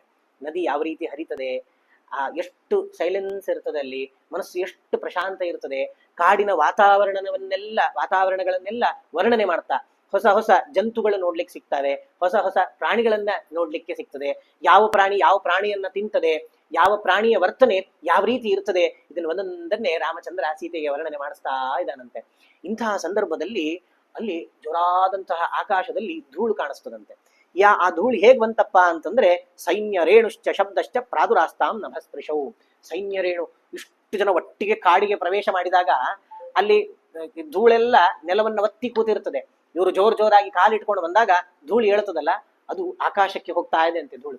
ಇವರು ದೂರದಿಂದ ನೋಡಿದರೆ ರಾಮ ಲಕ್ಷ್ಮಣ ಸೀತೆಯರಿಗೆ ಆ ಧೂಳು ಕಾಣ್ತಾ ಇದೆ, ಶಬ್ದ ಕೇಳಿಸ್ತಾ ಇದೆ, ಏನೋ ಗಡಗಡ ಶಬ್ದ ಆಗ್ತಾ ಇದೆ, ಏನಿದು ಅಂತ ಅಂದ್ಕೊಳ್ಳೋ ಅಷ್ಟೊತ್ತಿಗೆನೆ ಹಂತ ಲಕ್ಷ್ಮಣ ಪಶ್ಯೇಹ ಸುಮಿತ್ರ ಸುಪ್ರಜಾಸ್ತ್ವಯ ಭೀಮಸ್ತನಿತ ಗಂಭೀರಂ ತುಮುಲ ಶ್ರೂಯತೆ ಸ್ವನಃ. ಲಕ್ಷ್ಮಣ ನೋಡಪ್ಪ, ಅವನನ್ನು ಹೊಗಳ್ತಾನೆ, ಸುಮಿತ್ರಾ ಸುಪ್ರಜಾಸ್ತ್ವಯ, ಸುಮಿತ್ರೆಯ ಸುಪ್ರಜನೇ ಲಕ್ಷ್ಮಣ. ಅಲ್ಲಿ ಏನೋ ಶಬ್ದ ಕೇಳಿಸ್ತಾ ಇದೆ ನೋಡು. ಅದು ಶಬ್ದ ಅಂತಂದ್ರೆ ತುಮುಲ ಜೋರಾದಂತಹ ಶಬ್ದ ಕೇಳಿಸ್ತಾ ಇದೆ. ಭೀಮ ಸ್ತನಿತ ಗಂಭೀರಂ, ಯಾಕೋ ಗಂಭೀರವಾದಂತಹ ಶಬ್ದ ಕೇಳಿಸ್ತಾ ಇದೆ. ಏನು ಆ ಶಬ್ದ ಸ್ವಲ್ಪ ನೋಡಲ್ಲ. ನನಗ್ಯಾಕೋ ಗಜಯೂಥ ನಿವಾರಣ್ಯೇ ಮಹಿಷಾವ ಮಹಾವನೆ ವಿತ್ರಾಸಿತ ಮೃಗ ಸಿಂಹೈ ಸಹಸಾ ಪ್ರದ್ರುತ ದಿಶಃ. ಎಲ್ಲ ಕಡೆ ಸಣ್ಣ ಸಣ್ಣ ಪ್ರಾಣಿಗಳು, ಮಲ, ಜಿಂಕೆ ಎಲ್ಲ ಬಡ ಬಡ ಬಡ ಓಡ್ತಾ ಇವೆ ಅಂತ. ಓಡ್ತಾ ಇವೆ ಯಾಕಪ್ಪ ಅಂತಂದ್ರೆ ಬಹುಶಃ ಈ ಮದ ಎತ್ತಿದ ಆನೆಗಳು, ಎಷ್ಟು ಆನೆಗಳ ಹಿಂಡು ಒಟ್ಟಿಗೆ ಓಡ್ ಬಂದಾಗ ಎಲ್ಲ ಹೆದರಿ ಓಡ್ ಹೋಗ್ತಾವಂತ. ಹಂಗೇನಾದ್ರೂ ಆಗಿರ್ಬೋದೋ ಏನೋ, ಆನೆಗಳು ಬರ್ತಿರ್ಬೋದೋ ಏನೋ. ಮಹಿಷಾವ ಮಹಾವನೆ, ಇಲ್ಲ ಕೋಣಗಳು, ಈ ಕೋಣಗಳು ಒಟ್ಟಿಗೆ ಓಡಿ ಬರ್ತಾವಲ್ಲ, ಆ ರೀತಿ ಓಡಿ ಬರ್ತಾ ಇರ್ಬೇಕನೋ. ಅದ್ರ ಧೂಳಿ ಎದ್ದಿದೆ, ಅದರ ಶಬ್ದ ಕೇಳಿಸ್ತಾ ಇದೆ, ಈ ಪ್ರಾಣಿಗಳೆಲ್ಲ ಎದ್ನೋ ಬಿದ್ದು ಅಂತ ಓಡ್ತಾ ಇವೆ. ಹಾಗಾಗಿ ಅಥವಾ ರಾಜಾವ ರಾಜಪುತ್ರೋವ ಮೃಗಾಯಾಮ್ ಅಟದೇವನೆ, ಯಾರೋ ರಾಜನೋ ರಾಜನ ಮಗನೋ ಈ ಬೇಟೆ ಆಡಬೇಕು ಅಂತ ಬಂದು ಅವನಿಗೆ ಹೆದರಿ ಎಲ್ಲ ಪ್ರಾಣಿಗಳು ಓಡ್ತಾ ಇವೆ ಏನೋ ಅಂತ ಹೇಳಿ, ಏನಾಗಿದೆ ಅಂತ ಹೇಳಿ ಒಮ್ಮೆ ನೋಡ್ತೀಯ ಲಕ್ಷ್ಮಣ ಅಂತ ಹೇಳಿ ಲಕ್ಷ್ಮಣನನ್ನ ರಾಮಚಂದ್ರ ಕೇಳ್ತಾನಂತೆ. ಸಲಕ್ಷ್ಮಣ ಸಂತ್ವರಿತ ಸಾಲಮಾರುಹ್ಯ ಪುಷ್ಪಿತಂ ಪ್ರೇಕ್ಷಮಾಣೋ ದಿಶ ಸರ್ವಾಹ ಪೂರ್ವಾ ದಿಶಮವೈಕ್ಷತ. ಅವನು ಲಕ್ಷ್ಮಣ ಏನ್ ಮಾಡ್ತಾನೆ, ರಾಮಚಂದ್ರನ ಆಜ್ಞೆಯನ್ನ ತಗೊಂಡು ತಾನು ಸಾಲಮರ ಆ ಸಾಲಮರವನ್ನ ಏರಿ ಎದ್ದು ನೋಡ್ತಾ ಇದ್ದಾನಂತೆ. ಎಲ್ಲ ಕಡೆ ನೋಡ್ತಾನೆ. ನೋಡ್ಬೇಕಾದ್ರೆ ಉದಂಗ್ಮುಖ ಪ್ರೇಕ್ಷಮಾಣೋ ದದರ್ಶ ಮಹತೀಂ ಚಮುಂ ಗಜಾಶ್ವರಥ ಸಂಬಾಧಾಂ ಎತ್ತೈಹಿ ಯುಕ್ತಾಂ ಪದಾತಿಭಿಹಿ. ಅವನು ಮೇಲಿಂದ ನೋಡಿದ್ರೆ ಅವನಿಗೆ ದೊಡ್ಡ ಸೈನ್ಯ. ಉದಂಗ್ಮುಖ ಉತ್ತರ ದಿಕ್ಕಿಗೆ ನೋಡ್ತಾನಂತೆ. ಉತ್ತರ ದಿಕ್ಕಿಗೆ ನೋಡಿದ್ರೆ ಇವರು ಶಿಖರದಲ್ಲಿ ಮೇಲಿದ್ದಾರೆ, ಮೇಲಿದ್ದವರು ಕೆಳಗಿದ್ದವ್ರಿಗೆ ಕಾಣ್ತಾರಲ್ಲ, ಆ ರೀತಿ ಮೇಲಿದ್ದು ನೋಡ್ತಾನೆ, ಕೆಳಗಡೆಯವರು ಕಾಣ್ತಾ ಇದ್ದಾರೆ. ಯಾರು ಅಂತ ನೋಡಿದ್ರೆ ಗಜ ಅಶ್ವ ರಥ ಸಂಬಾಧಾಂ ಎತ್ತೈರ್ಯುಕ್ತಾಂ ಪದಾತಿಭಿಹಿ. ಅನೇಕ ಪದಾತಿಗಳು, ಆನೆಗಳು, ರಥ, ಅಶ್ವ, ಕುದುರೆಗಳು ಇಷ್ಟೂ ಕೂಡಿದಂತಹ ದೊಡ್ಡ ಸೈನ್ಯ ಬರ್ತಾ ಇದೆ ಅಂತೆ. ಈ ಸೈನ್ಯ ಯಾರ್ದು ಅಂತ ಹೆಂಗ್ ತಿಳ್ಕೊಳ್ಳೋದು? ಅಲ್ಲಿದ್ದಂತಹ ಪತಾಕೆ ಧ್ವಜವನ್ನ ನೋಡ್ತಾನಂತೆ. ಧ್ವಜವನ್ನ ನೋಡಿದರೆ ಇದು ಅಯೋಧ್ಯೆಯ ಧ್ವಜ, ಇದು ಭರತನ ಚಿಹ್ನೆ ಅಂತ ಗೊತ್ತಾಗ್ತದಂತೆ. ಓ, ಭರತ ಬರ್ತಾ ಇದ್ದಾನೆ ಅಂತ ಲಕ್ಷ್ಮಣನಿಗೆ ಗೊತ್ತಾಗ್ತದೆ. ಬೇಗ ಬಡಬಡ ಕೆಳಗಿಳಿತಾನಂತೆ. ಅಣ್ಣ, ಅಗ್ನಿಂ ಸಂಶಮಯತ್ವಾರ್ಯ ಸೀತಾಚ ಭಜತಾಂ ಗುಹಾಂ ಸಜ್ಜಂ ಗುರುಶ್ವ ಚಾಪಂಚ ಶರಾಂಶ್ಚ ಕವಚಂ ತಥಾ. ಅಣ್ಣ, ಬೇಗ ಬೆಂಕಿ ಹಾರಿಸು. ಬೆಂಕಿ ಹಾಕಿರ್ತಾರಲ್ಲಿ ಸ್ವಲ್ಪ ಚಳಿ ಕಾಯಿಸ್ಕೊಳ್ಳೋಕೆ ಅಂತ. ಬೆಂಕಿ ಹಾರಿಸು, ಅತ್ತಿಗೆಯನ್ನು ಒಳಗಡೆ ಗುಹೆ ಒಳಗೆ ಕಳಿಸು, ಅವಳನ್ನ ಪ್ರೊಟೆಕ್ಟ್ ಮಾಡು ಸ್ವಲ್ಪ. ನಾವು ಬೇಗ ಬೇಗ ನಮ್ಮ ಬಿಲ್ಲು ಬಾಣಗಳನ್ನ ಕವಚಗಳನ್ನ ಧರಿಸಿ ನಾವು ರೆಡಿಯಾಗಿ ನಿಲ್ಬೇಕಾಗಿದೆ. ಯಾಕೆ, ಏನಾಯ್ತು? ಸಂಪನ್ನಂ ರಾಜ್ಯಮಿಚ್ಛಂಸ್ತು ವ್ಯಕ್ತಂ ಪ್ರಾಪ್ಯಾಭಿಷೇಚನಂ ಅವಾಂ ಹಂತುಂ ಸಮಭ್ಯೇತಿ ಕೈಕೇಯ ಭರತಸುತಃ. ಏನಾಗಿದೆ ಗೊತ್ತಾ? ಅಲ್ಲಿ ಮೇಲ್ ನೋಡಿದೆ ನಾನು, ಆ ಇಡೀ ರಾಜ್ಯವನ್ನ ಹೊಂದಿದರೂ ಕೂಡ ನಮ್ಮಿಬ್ಬರನ್ನ ಕೊಲ್ಲಿಕ್ಕೆ ಅಂತ ಹೇಳಿ ವ್ಯಕ್ತಂ ಪ್ರಾಪ್ಯಾಭಿಷೇಚನಂ, ತನಗೆ ಬೇಕಾದ ಎಲ್ಲವನ್ನೂ ಸಾಧಿಸ್ಕೊಂಡ. ಅವನಿಗೆ ಬೇಕಾಗಿದ್ದು ರಾಜ್ಯ, ಅದೂ ಸಿಕ್ತು. ನಾವು ಇಲ್ಲ, ನಿಷ್ಕಂಟಕವಾದ ರಾಜ್ಯ ಸಿಕ್ಕಿದೆ. ಅಷ್ಟಾದ್ರೂ ಕೂಡ ನಾವು ನಾಳೆ ಎಲ್ಲಿ ಬಂದು ಮತ್ತ ಆ ರಾಜ್ಯವನ್ನು ಕಸ್ಕೊಳ್ತೇವೇನೋ ಅಂತ ಹೇಳಿ ಈ ಕೈಕೇಯಿಯ ಮಗನಾದಂತಹ ಭರತ ನಮ್ಮನ್ನ ಕೊಲ್ಲಿಕ್ಕೆ ಅಂತ ಸೈನ್ಯ ಸಮೇತನಾಗಿ ಬರ್ತಾ ಇದ್ದಾನೆ ಅಂತ ಹೇಳಿ ಲಕ್ಷ್ಮಣ ಹೇಳ್ತಾನಂತೆ. ಅಷ್ಟೇ ಅಲ್ಲ, ಸಂಪ್ರಾಪ್ತೋಯಂ ಅರಿವರ ಭರತೋ ವಧ್ಯ ಏವಹಿ ಭರತಸ್ಯ ವಧೆ ದೋಷಂ ನಾಹಂ ಪಶ್ಯಾಮಿ ರಾಘವ. ಒಂದು ವೇಳೆ ಅವನು ನನ್ನ ಕಣ್ಮುಂದೆ ಏನಾದ್ರೂ ಬರ್ಬೇಕಣ್ಣ, ನಾನು ಅವನನ್ನ ಸಾಯಿಸೇ ಬಿಡ್ತೇನೆ. ಯಾಕೆಂದ್ರೆ ಭರತ ಇಂಥ ದುಷ್ಟ, ಆ ಮನಸ್ಸಲ್ಲಿ ಎಷ್ಟು ಸಿಕ್ಕರೂ ಅವನಿಗೆ ನೆಮ್ಮದಿ ಇಲ್ಲ. ಅಂಥವನನ್ನ ಸಾಯಿಸಿದ್ರೆ ಯಾವ ದೋಷವೂ ಇಲ್ಲ, ಕೊನೆಗೆ ರಾಜ್ಯವನ್ನ ನಾವೇ ಆಳೋಣ ಅಂತ ಹೇಳಿ ಲಕ್ಷ್ಮಣ ರಾಮಚಂದ್ರನಿಗೆ ಹೇಳ್ತಾನೆ. ಇಷ್ಟು ಕೇಳಿದಾಗ ರಾಮಚಂದ್ರ ಹೇಳ್ತಾನೆ, ಸ್ವಲ್ಪ ಸಮಾಧಾನ ಮಾಡ್ಕೊ, ಯಾಕೆ ಒದರಾಡ್ತಿ, ಅಷ್ಟೇ ಯಾಕೆ ಸಿಟ್ಟು ತೋರಿಸ್ತಿದ್ದಿ ಭರತನ ಮೇಲೆ? ಪಿತು ಸತ್ಯಂ ಪ್ರತಿಶ್ರುತ್ಯ ಹತ್ವಾ ಭರತಮಾಹವೇ ಕಿಂಕರಿಷ್ಯಾಮಿ ರಾಜ್ಯೇನ ಸಪವಾದೇನ. ಲಕ್ಷ್ಮಣ, ಏನು ಭರತನನ್ನ ಸಾಯಿಸಿ ನೀನ್ ನನಗೆ ರಾಜ್ಯ ಕೊಡಿಸ್ತೀಯಾ? ಅಲ್ಲೋ, ಪಿತುಹು ಸತ್ಯಂ ಪ್ರತಿಶ್ರುತ್ಯ, ನನ್ನ ತಂದೆಯ ಮಾತನ್ನ ಸತ್ಯ ಮಾಡ್ಲಿಕ್ಕೆ ಅಂತ ನಾನು ಇಲ್ಲಿ ಬಂದು ಆ ಭರತನನ್ನ ಸಾಯಿಸಿ ಆ ರಾಜ್ಯವನ್ನ ತಗೊಂಡು ನಾನು ಏನ್ ಮಾಡ್ಬೇಕು? ಪಿತೃವಾಕ್ಯ ಯಾವುದೂ ಪರಿಪಾಲನೆ ಆಗ್ಲಿಲ್ಲಲ್ಲ. ನಾನು ಕಾಡಲ್ಲಿದ್ದಾಗೂ ಆಗ್ಲಿಲ್ಲ, ಭರತ ಸತ್ತು ಹೋಗ್ಬಿಡ್ತಾನೆ, ರಾಜ್ಯನೂ ಇಲ್ಲ ಅಂತ ಅವನಿಗೆ ರಾಜ್ಯ ಸಿಕ್ಕಂಗೂ ಆಗ್ಲಿಲ್ಲ. ಏನಂತ ಮಾತಾಡ್ತೀಯಪ್ಪ ಲಕ್ಷಣ? ನೇಯಂ ಮಮ ಮಹಿ ಸೌಮ್ಯ ದುರ್ಲಭ ಸಾಗರಾಂಬರ ನಹಿಚ್ಛೇಯಂ ಅಧರ್ಮೇಣ ಶಕ್ರತ್ವಂಪಿ ಲಕ್ಷ್ಮಣ. ಈ ಭೂಭಾಗ ಏನಿದೆಯಲ್ಲ, ಅಯೋಧ್ಯೆಯ ಭೂಭಾಗ, ಇದು ನನಗೆ ಸೇರಿದ್ದಲ್ಲ. ನಾನು ಕಾಡಲ್ಲಿ ವಾಸ ಮಾಡ್ಲಿಕ್ಕೆ ಅಂತಾನೆ ಇರೋನು, ನಾನು ಕಾಡಲ್ಲೇ ವಾಸ ಮಾಡ್ತೇನೆ. ಈ ಭೂಭಾಗ ನನಗೆ ಸೇರಿದ್ದಲ್ಲ. ನಹಿಚ್ಛೇಯಂ ಅಧರ್ಮೇಣ, ಅಧರ್ಮದಿಂದ ನನಗೆ ಇಂದ್ರ ಪದವಿ ಕೊಟ್ಟರೂ ಕೂಡ ಅದನ್ನ ನಾನು ಒಂದೇ ಮಾತಲ್ಲಿ ನಿರಾಕರಿಸಿ ಬಿಡ್ತೇನೆ. ಈ ಅಯೋಧ್ಯೆ ಯಾವ ಲೆಕ್ಕ? ಹಾಗಾಗಿ ಅವನನ್ನು ಕೊಲ್ಲೋ ಮಾತನ್ನ ಆಡ್ಬೇಡ. ಇನ್ನೊಂದು, ಮನ್ಯೇಯಂ ಆಗತೋ ಯೋಧ್ಯಾಂ ಭರತೋ ಭ್ರಾತೃವತ್ಸಲಃ ಮಮ ಪ್ರಾಣೈ ಪ್ರಿಯತರಃ ಕುಲಧರ್ಮಂ ಅನುಸ್ಮರನ್. ನೋಡಿ, ಭರತನನ್ನ ಸರಿಯಾಗಿ ಅರ್ಥ ಮಾಡ್ಕೊಂಡಿದ್ದು ರಾಮಚಂದ್ರ ಮಾತ್ರ. ಕೈಕೇಯಿ ಭರತನನ್ನ ತಪ್ಪಾಗಿ ಅರ್ಥ ಮಾಡ್ಕೊಂಡು ಏನೇನೋ ಅವಾಂತರ ಮಾಡಿಬಿಟ್ಲು. ಕೌಸಲ್ಯೇ ಮೊದಲು ಭ್ರಾಂತಳಾದ್ಲು, ಅವಳಿಗೂ ಗೊತ್ತಾಗ್ಲಿಲ್ಲ ಭರತನಿಗೂ ಆ ರಾಜ್ಯದ ಆಸೆ ಇದೆ ಅಂತ ತಿಳ್ಕೊಂಡವಳು. ಅದಾದ್ಮೇಲೆ ಒಬ್ಬೊಬ್ಬರೇ ಅಯೋಧ್ಯೆಯ ಜನರಂತೂ ಬೇಕಾಬಿಟ್ಟಿ ಭರತನ ಬಗ್ಗೆ ಮಾತಾಡ್ಕೊಂಡಿದ್ದಾರೆ. ಗುಹ, ಭರದ್ವಾಜರು ಯಾರತ್ರ ನೋಡಿದ್ರು ಕೊನೆಗೆ ಲಕ್ಷ್ಮಣ ಒಟ್ಟಿಗೆ ಇದ್ದವರು ಸಣ್ಣದಿಂದ ಇದ್ದಾಗಿಂದ ಲಕ್ಷ್ಮಣನಿಗೂ ಭರತನ ಮೇಲೆ ದುಷ್ಟ ಶಂಕೆ ಬಂತು. ಅವನು ದುಷ್ಟ ಅಂತನ್ನುವಂತಹ ಸಂಶಯ ಆ ಲಕ್ಷ್ಮಣನಿಗೂ ಬಂತು. ಆದರೆ ರಾಮಚಂದ್ರ ಹೇಳ್ತಾನೆ, ಮಮ ಪ್ರಾಣಿ ಪ್ರಿಯತರಹ, ನನಗೆ ಪ್ರಾಣಕ್ಕಿಂತಲೂ ಅತ್ಯಂತ ಪ್ರೀತಿ ಪಾತ್ರ ಭರತ. ಕುಲಧರ್ಮಂ ಅನುಸ್ಮರನ್, ಕುಲಧರ್ಮವನ್ನ ತಾನು ನೆನಪಿಸ್ಕೊಂಡು, ಕುಲಧರ್ಮ ಅಂದ್ರೆ ಮೊದಲನೇ ಮಗನಿಗೆ ರಾಜ್ಯ ಸಿಗ್ಬೇಕು ಅನ್ನೋದು ಕುಲಧರ್ಮ. ಇದನ್ನ ನೆನೆಸ್ಕೊಂಡು ನನಗೆ ಭ್ರಾತೃವತ್ಸಲನಾದಂತಹ ಭರತ ನೀನೇ ರಾಜ್ಯ ತಗೋ ಅಂತ ಹೇಳಲಿಕ್ಕೆ ಬಂದಿರ್ಬೇಕಪ್ಪ. ನೀನ್ ಏನೇನೋ ತಿಳ್ಕೊಳ್ಬೇಡ. ಸ್ನೇಹೇನ ಆಕ್ರಾಂತ ಹೃದಯ ಶೋಕೇನ ಆಕುಲಿತೇಂದ್ರಿಯ ದ್ರಷ್ಟುಮಭ್ಯಾಗತೋ ಹ್ಯೇಷಃ ಭರತೋ ನಾನ್ಯಥಾಗತಃ. ಸ್ನೇಹೇನ ಆಕ್ರಾಂತ ಹೃದಯ, ಈ ಸ್ನೇಹ ಇಡೀ ನನ್ನ ಮೇಲಿರುವಂತಹ ಪ್ರೀತಿ ಅವನ ಹೃದಯವನ್ನ ಆಕ್ರಮಿಸಿ ಬಿಟ್ಟಿದೆ. ಅಂದ್ರೆ ಹೃದಯದಲ್ಲಿ ಪೂರ್ತಿ ಪ್ರೀತಿ ತುಂಬ್ಕೊಂಡ್ಬಿಟ್ಟಿದೆ. ಪ್ರೀತಿ ತುಂಬಿಕೊಂಡಾಗ ಏನಾಗ್ತದೆ, ಶೋಕೇನ ಆಕುಲಿತೇಂದ್ರಿಯ, ಈ ಇಂದ್ರಿಯಗಳೆಲ್ಲ ಶೋಕಪೂರ್ಣವಾಗಿದೆ. ಪ್ರೀತಿ ಬಹಳಷ್ಟು ತುಂಬಿದಾಗ ನಮ್ಮವರು ಅಂತ ಅಂದ್ಕೊಂಡಿರ್ತೇವಲ್ಲ ನಾವು, ಅವ್ರ ಮೇಲೆ ಪ್ರೀತಿ ಜಾಸ್ತಿ ಆದಾಗ ಅವರಿಗೆ ನೋವಾದ್ರೆ ನಮಗೂ ನೋವಾಗ್ತದೆ. ಚಚೆ ಅವ್ರಿಗೆ ಹಂಗ ಆಗ್ಬಾರ್ದಿತ್ತು ಅಂದ್ಕೊಳ್ತೇವಲ್ಲ ನಾವು. ಆ ರೀತಿ ನನಗೆ ಹೀಗಾಗಿದ್ದನ್ನ ನಾನು ಅವನಿಗೆ ಅತ್ಯಂತ ಪ್ರೀತಿ ಪಾತ್ರ. ನನಗೆ ಹೀಗಾಗಿದ್ದನ್ನ ಬಹಳಷ್ಟು ಮನಸ್ಸಿಗೆ ಹಚ್ಚಿಕೊಂಡು ಪಾಪ ದ್ರಷ್ಟುಮಭ್ಯಾಗತೋ ಶೇಷಃ, ನನ್ನನ್ನು ನೋಡ್ಲಿಕ್ಕೆ ಅಂತ ಬಂದಿದ್ದಾನೆ. ಹಾಗಾಗಿ ಭರತನನ್ನ ತಪ್ಪಿ ತಿಳಿಬೇಡ ಲಕ್ಷ್ಮಣ ಅಂತ ಹೇಳ್ತಾನಂತೆ. ಅಂಬಾಂಚ ಕೈಕಯೀಂ ಋಷ್ಯ ಭರತಶ್ಚಾಪ್ರಿಯಂ ವದನ್ ಪ್ರಸಾದ್ಯ ಪಿತರಂ ಶ್ರೀಮಾನ್ ರಾಜ್ಯಂ ಮೇ ಧಾತುಮಾಗತಃ. ನಿನಗೆ ಗೊತ್ತಿಲ್ಲೋ, ಕೈಕೇಯಿ ಮಾಡಿದ್ಲಲ್ಲ ಅದು ಅವನಿಗೂ ಇಷ್ಟ ಆಗುದಿಲ್ಲ. ಅಂಬಾಂಚ ಕೈಕೀಂ ಋಷ್ಯ ಬೈದಿರ್ತಾನೆ ಚೆನ್ನಾಗಿ. ಇವನು ಭರತ ಬಂದು ತಾಯಿಗೆ ಬೈದಿರ್ತಾನೆ. ಬೈದು ಪ್ರಸಾದ್ಯ ಪಿತರಂ ಶ್ರೀಮಾನ್, ತಂದೆ ಹೇಳಿರ್ತಾನೆ ಬೇಡ ಕಾಡಿಗೆ ಹೋಗ್ಬೇಡ, ರಾಮಚಂದ್ರ ಬರೋದಿಲ್ಲ, ನಾನು ಎಷ್ಟು ಹೇಳಿದ್ರು ನಿಲ್ಲಿಲ್ಲ ಅಂತ. ತಂದೆಯ ಮಾತನ್ನು ಕಡೆಗಾಣಿಸದೆ ತಾನು ಕಾಡಿಗೆ ಬಂದು ನನ್ನ ಕರ್ಕೊಂಡು ಹೋಗೋಣ ಅಂತ ಬಂದಿದ್ದಾನೆ ಹೊರತು ಬೇರೆ ಯಾವ ದುರುದ್ದೇಶ ಅವನದ್ದಿಲ್ಲ. ಒಂದು ವೇಳೆ ದುರುದ್ದೇಶ ಇದ್ದಿದ್ರೆ ಅಂತಂದ್ರೆ ಅದಕ್ಕೆ ವಿಪ್ರಿಯಂ ಕೃತಪೂರ್ವಂತೆ ಭರತೇನ ಕದಾನು ಕಿಂ ಈದೃಶಂ ವಾ ಭಯಂ ತೇದ್ಯ ಭರತಂ ಯದ್ ವಿಶಂಕಸೆ. ಅಲ್ಲೋ ನೀನ್ ಲಕ್ಷ್ಮಣ ಒಟ್ಟಿಗೆ ಇದ್ದಿದ್ದಲ್ಲ ನಾವೆಲ್ಲ. ಈ ಭರತನ ಒಂದು ವಿಚಿತ್ರವಾದಂತಹ ಮನಸ್ಸನ್ನ, ಇಂಥ ದುಷ್ಟ ಬುದ್ಧಿಯುಳ್ಳಂತಹ ಮನಸ್ಸನ್ನ ಸಣ್ಣವನಿದ್ದಾಗಿಂದ ಇಲ್ಲಿವರೆಗೆ ಯಾವತ್ತಾದ್ರೂ ನೋಡಿದ್ದಂತಿದೆಯಾ? ವಿಪ್ರಿಯಂ ಕೃತಪೂರ್ವಂತೆ, ನಿನಗೆ ಬೇಡದಾಗಿರೋದನ್ನ ಯಾವತ್ತಾದ್ರೂ ನಿನ್ನ ತಮ್ಮನಾದಂತಹ ಭರತ ಮಾಡಿದಾನ? ಈದೃಶಂ ವಾ ಭಯಂ ತೇದ್ಯ, ಯಾಕೆ ಇಂತಹ ಭಯವನ್ನು ಪಟ್ಕೊಂಡು ಅವನನ್ನು ಕೊಂದೇ ಬಿಡ್ತೇನೆ ಅಂತೆಲ್ಲ ಮಾತಾಡ್ತಾ ಇದ್ದೀನಿ ನೀನು? ಹಾಗಾಗಿ ಅವನನ್ನ ಕೊಲ್ಲೋ ಮಾತಲ್ಲ, ಅವನಿಗೆ ಬೇಜಾರಾಗೋ ಮಾತುಗಳನ್ನು ಎಲ್ಲಿ ಬಂದ್ರೆ ಆಡಬಾರದು ನೀನು ಅಂತ ಹೇಳಿ ಲಕ್ಷ್ಮಣನನ್ನ ಸಾಂತ್ವನಗೊಳಿಸ್ತಾನೆ. ಹೇಳ್ತಾನವನು, ನಹಿತೇ ನಿಷ್ಠುರಂ ಮಾಚ್ಯೋ ಭರತೋ ಅಪ್ರಿಯಂ ವಚಃ. ಅವನಿಗೆ ನಿಷ್ಠುರವಾಗಿ ಕೊಂಕಿ ಮಾತಾಡಬಾರದು. ಅಷ್ಟೇ ಅಲ್ಲ, ಅಪ್ರಿಯಂ ವಚಃ, ಅವನಿಗೆ ಇಷ್ಟವಾಗದೇ ಇರೋ ರೀತಿಯಲ್ಲಿ ಯಾವ ಮಾತುಗಳನ್ನು ಆಡಬಾರದು. ಒಂದು ವೇಳೆ ನೀನು ನಿಷ್ಠುರವಾದ ಅಪ್ರಿಯವಾದ ಮಾತುಗಳನ್ನ ಆಡಿದಿ ಅಂತಾದ್ರೆ ಅದು ಭರತನಿಗೆ ಅಪ್ರಿಯ ಆಯ್ತು, ಆ ಭರತ ಅವನ ಮನಸ್ಸಿಗೆ ನೋವಾಯ್ತು ಅಂತಾದ್ರೆ ಆ ಮಾತು ನನಗೂ ಮನಸ್ಸಿಗೆ ನೋವಾಗಿದೆ ಅಂತ ತಿಳ್ಕೊ. ಹಾಗಾದ್ರೆ ನನ್ನ ಮನಸ್ಸನ್ನ ನೋಯಿಸಬಾರ್ದು ಅಂತಿದ್ರೆ ಭರತನನ್ನ ಪ್ರೀತಿಯಿಂದ ಮಾತಾಡಿಸ್ಬೇಕು ನೀನು ಅಂತ ಹೇಳಿ ಲಕ್ಷ್ಮಣನಿಗೆ ಆದೇಶ ಮಾಡ್ತಾನಂತೆ. ತಥೋಕ್ತೋ ಧರ್ಮಶೀಲೇನ ಭ್ರಾತ್ರ ತಸ್ಯ ಹಿತೇರತಃ ಲಕ್ಷ್ಮಣ ಪ್ರವಿವೇಶೈವ ಸ್ವಾನಿ ಗಾತ್ರಾಣಿ ಲಜ್ಜೆಯ. ಪಾಪ ಲಕ್ಷ್ಮಣನಿಗೆ ಸಿಟ್ಟು ಬೇಗ ಬರ್ತದೆ. ಅದನ್ನ ಹಂಗಲ್ಲ ಹಿಂಗೆ ಅಂತ ಹೇಳಿದ್ರೆ, ಸಿಟ್ಟು ಬಂದವ್ರಿಗೆ ಹಂಗಲ್ಲ ಅಂತಂದ್ರೆ ಸಿಟ್ಟು ಜಾಸ್ತಿ ಆಗ್ತದೆ ಒಮ್ಮೆ. ಲಕ್ಷ್ಮಣ ಹಾಗಲ್ಲಂತೆ. ಚಚ ಸಿಟ್ಟು ಬರ್ತದೆ, ಹಂಗಲ್ಲಲ್ಲೋ ಹಿಂಗಲ್ಲೋ ಅಂತ ಹೇಳಿದ್ರೆ ಪಾಪ ಅಯ್ಯೋ ಹೌದಲ್ಲ ಅಂತ ಅನ್ಕೊಳ್ಳುವಂತ ಮನಸ್ಸು ಒಂದು. ಪಾಪ ಆ ಸಿಟ್ಟು ಯಾರಿಗೆ ಜಾಸ್ತಿ ಇರ್ತದಲ್ಲ ಅವರು ಮನಸ್ಸು ಬೇಗ ಮುಗ್ಧತೆಯನ್ನು ಹೊಂದ್ತದೆ ಅಂತ. ಆ ರೀತಿ ಲಕ್ಷ್ಮಣ ಈ ರಾಮಚಂದ್ರ ಇಷ್ಟು ಹೇಳಿದಾಗ ಲಕ್ಷ್ಮಣನಿಗೆ ಸ್ವಲ್ಪ ನಾಚಿಕೆ ಆಯ್ತಂತೆ. ಲಕ್ಷ್ಮಣ ಪ್ರವಿವೇಶೇವ ಸ್ವಾನಿ ಗಾತ್ರಾಣಿ ಲಜ್ಜೆಯ, ತನ್ನ ಮೈಯನ್ನ ಮುದುಡಿಸ್ಕೊಳ್ತಾನಂತೆ, ತಲೆಯನ್ನ ಕೆಳಗೆ ಹಾಕ್ತಾನಂತೆ. ಯಾಕೆ ನಾನು ಏನೇನೋ ಮಾತಾಡ್ಬಿಟ್ಟೆ, ನನಗೆ ಯಾಕಿಂತ ಬುದ್ಧಿ ಬಂತು? ಭರತ ನಮಗೆ ಯಾವತ್ತು ಕೆಟ್ಟದ್ ಮಾಡ್ದವನಲ್ಲ ಅಲ್ಲ, ಅವನನ್ನ ಸರಿಯಾಗಿ ಅರ್ಥ ಮಾಡ್ಕೊಂಡು ರಾಮಚಂದ್ರನೇ ಅಂತ ಹೇಳಿ ಆ ಲಕ್ಷ್ಮಣ ತಿಳ್ಕೊಂಡಂತೆ.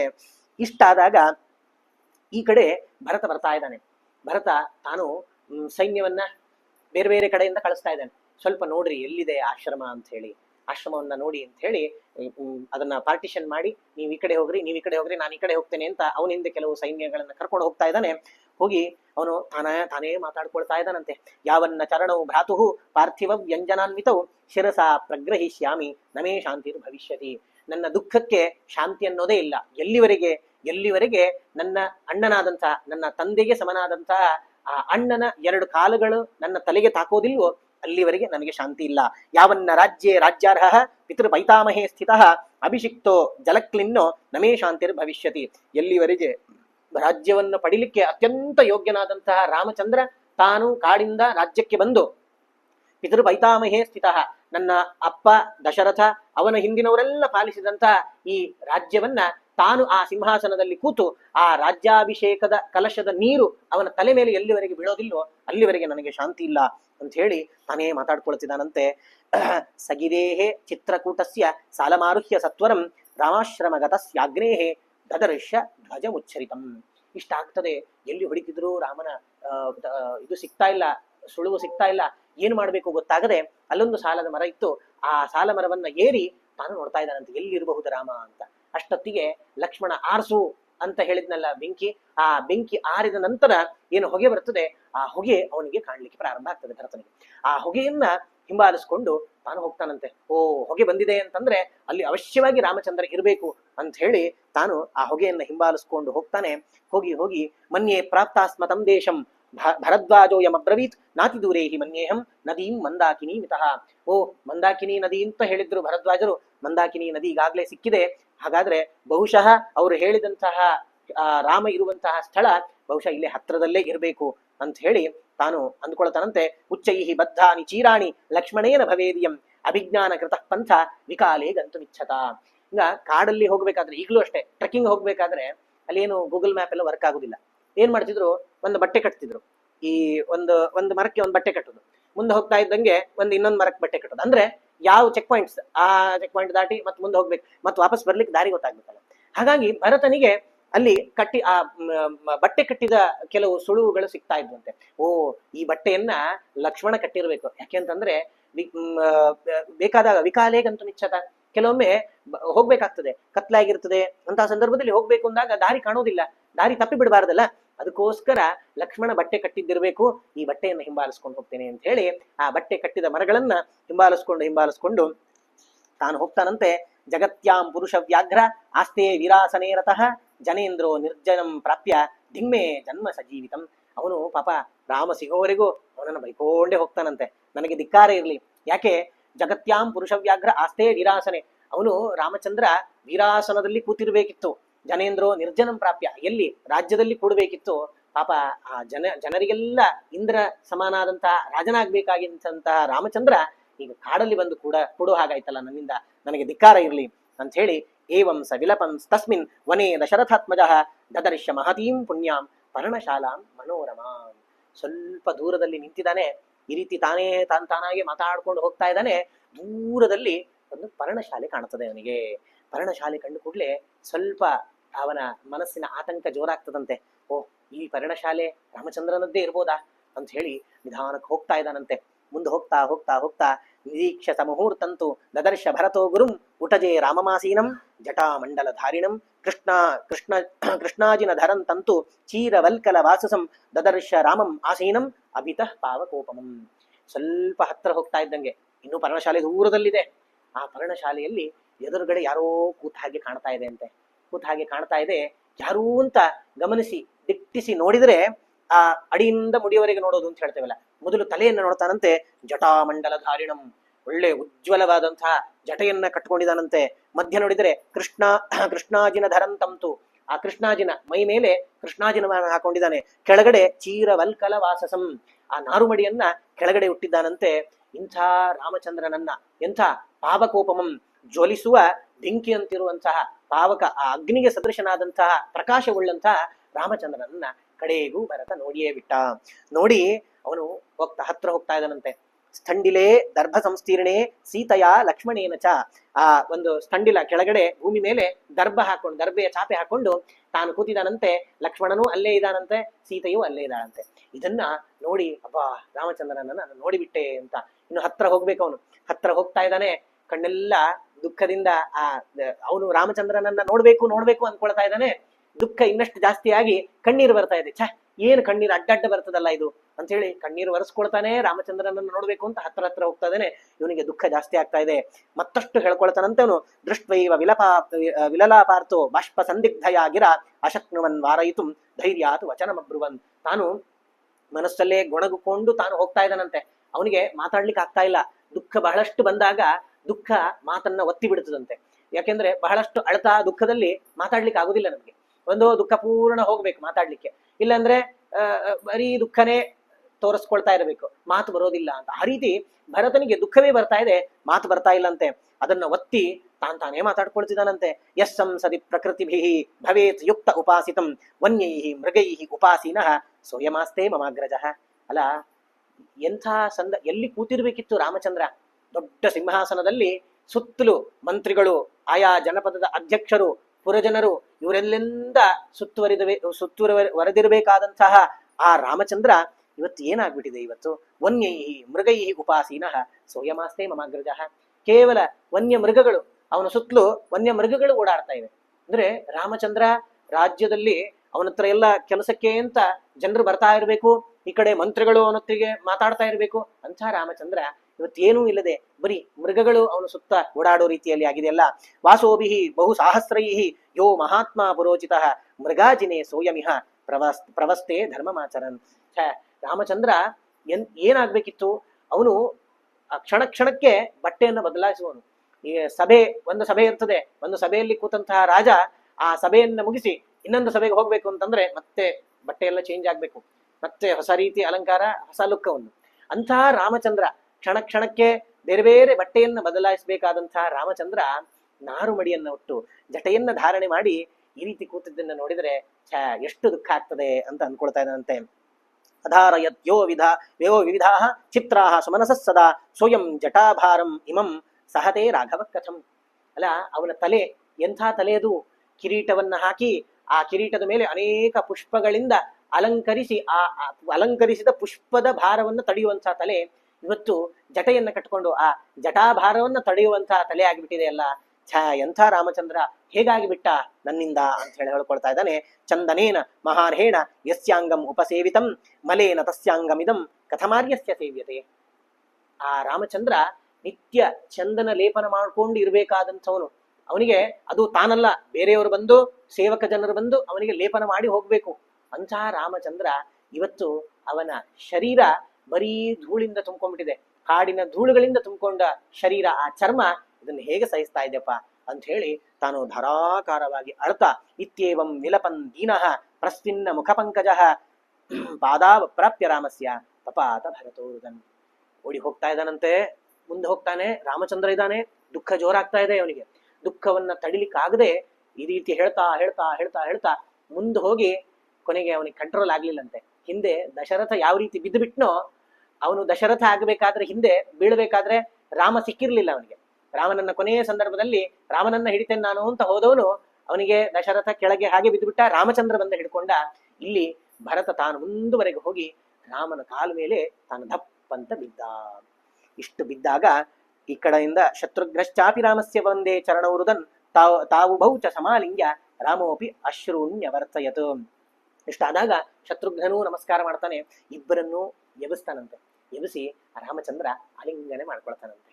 ಆಲಿಂಗನೆ ಮಾಡ್ಕೊಂಡಾಗ್ಲೇ ಭರತನಿಗೆ ಒಂದು ಸಮಾಧಾನ. ಏನು? ರಾಮಚಂದ್ರ ನನ್ನನ್ನ ಸರಿಯಾಗಿ ತಳ್ಕೊಂಡಿದ್ದಾನೆ. ಯಾಕೆ? ಒಬ್ಬನನ್ನ ಆಲಿಂಗನೆ ಮಾಡಬೇಕು ಅಂತಂದ್ರೆ ಅವನಿಗೆ ನಮ್ಮ ಮೇಲೆ ಒಳ್ಳೆ ಅಭಿಪ್ರಾಯ ಇದೆ ಅಂತ. ತಪ್ಕೊಳ್ಳೋಂಗ್ ಮಾಡಿ ಹಿಂದಿಂದ ಚೂರಿ ಹಾಕೋರು ಇರ್ತಾರೆ. ಹಾಗಾಗಿ ಆಲಿಂಗನೆ ಮಾಡಿದಾನೆ ರಾಮಚಂದ್ರ ಅಂತಂದ್ರೆ ನನ್ನ ಮೇಲೆ ಒಳ್ಳೆ ಭಾವನೆ ಇದೆ ಅಂತ. ಈಗ ಇಷ್ಟೊತ್ತು ದುಃಖದಿಂದ ಕಣ್ಣೀರಿಡ್ತಾ ಇದ್ದ, ಈಗ ಒಮ್ಮೆ ಸಂತೋಷದ ಕಣ್ಣೀರು ಬಂತಂತ. ಯಾಕೆ? ನನ್ನನ್ನ ಸರಿಯಾಗಿ ಅರ್ಥ ಮಾಡ್ಕೊಂಡವನು ರಾಮಚಂದ್ರ ಒಬ್ಬನೇ ಆದ್ನಲ್ಲ. ನನ್ನ ತಾಯಿಯೂ ಅರ್ಥ ಮಾಡ್ಕೊಂಡಿಲ್ಲ, ಪುರಜನರೂ ಅರ್ಥ ಮಾಡ್ಕೊಂಡಿಲ್ಲ, ಯಾರೂ ಅರ್ಥ ಮಾಡ್ಕೊಳ್ಳದೆ ಇರುವಂತಹ ನನ್ನನ್ನ ರಾಮಚಂದ್ರ ಅರ್ಥ ಮಾಡ್ಕೊಂಡಿದ್ದಾನೆ ಅಂತ ಹೇಳಿ ಅಲ್ಲಿ ಆ ಭರತ ಸಂತೋಷಪಟ್ಟ. ಬಾಷ್ಪೈಹಿ ಪಿಹಿತ ಕಂಠಶ್ಚ ಪ್ರೇಕ್ಷ್ಯ ರಾಮಂ ಯಶಸ್ವಿನಂ ಆರ್ಯೇತ್ಯೇವಾಭಿಸಂಕೃಷ್ಯ ಯಾಹರ್ತುಂ ನಾಶಕತ್ತತಃ. ಇಷ್ಟೆಲ್ಲ ಆಗ್ತದೆ. ಪೂರ್ತಿ ಕಣ್ಣೀರಿಂದ ಮುಖ ಎಲ್ಲ ಒದ್ದೆ ಆಗಿದೆ, ಕಂಠ ಎಲ್ಲ ಒದ್ದೆ ಆಗಿದೆ ಅಂತೆ. ನೋಡ್ತಾನಂತೆ ರಾಮಚಂದ್ರನ ಹತ್ರದಿಂದ ಮೇಲಿಂದ ಕೆಳಗವರೆಗೆ ಭರತ ನೋಡ್ತಾನಂತೆ, ಅಳತಾನೆ ನೋಡ್ತಾನಂತೆ. ಆರ್ಯ ಅಣ್ಣ ಅಂತ ಹೇಳ್ತಾನಂತೆ.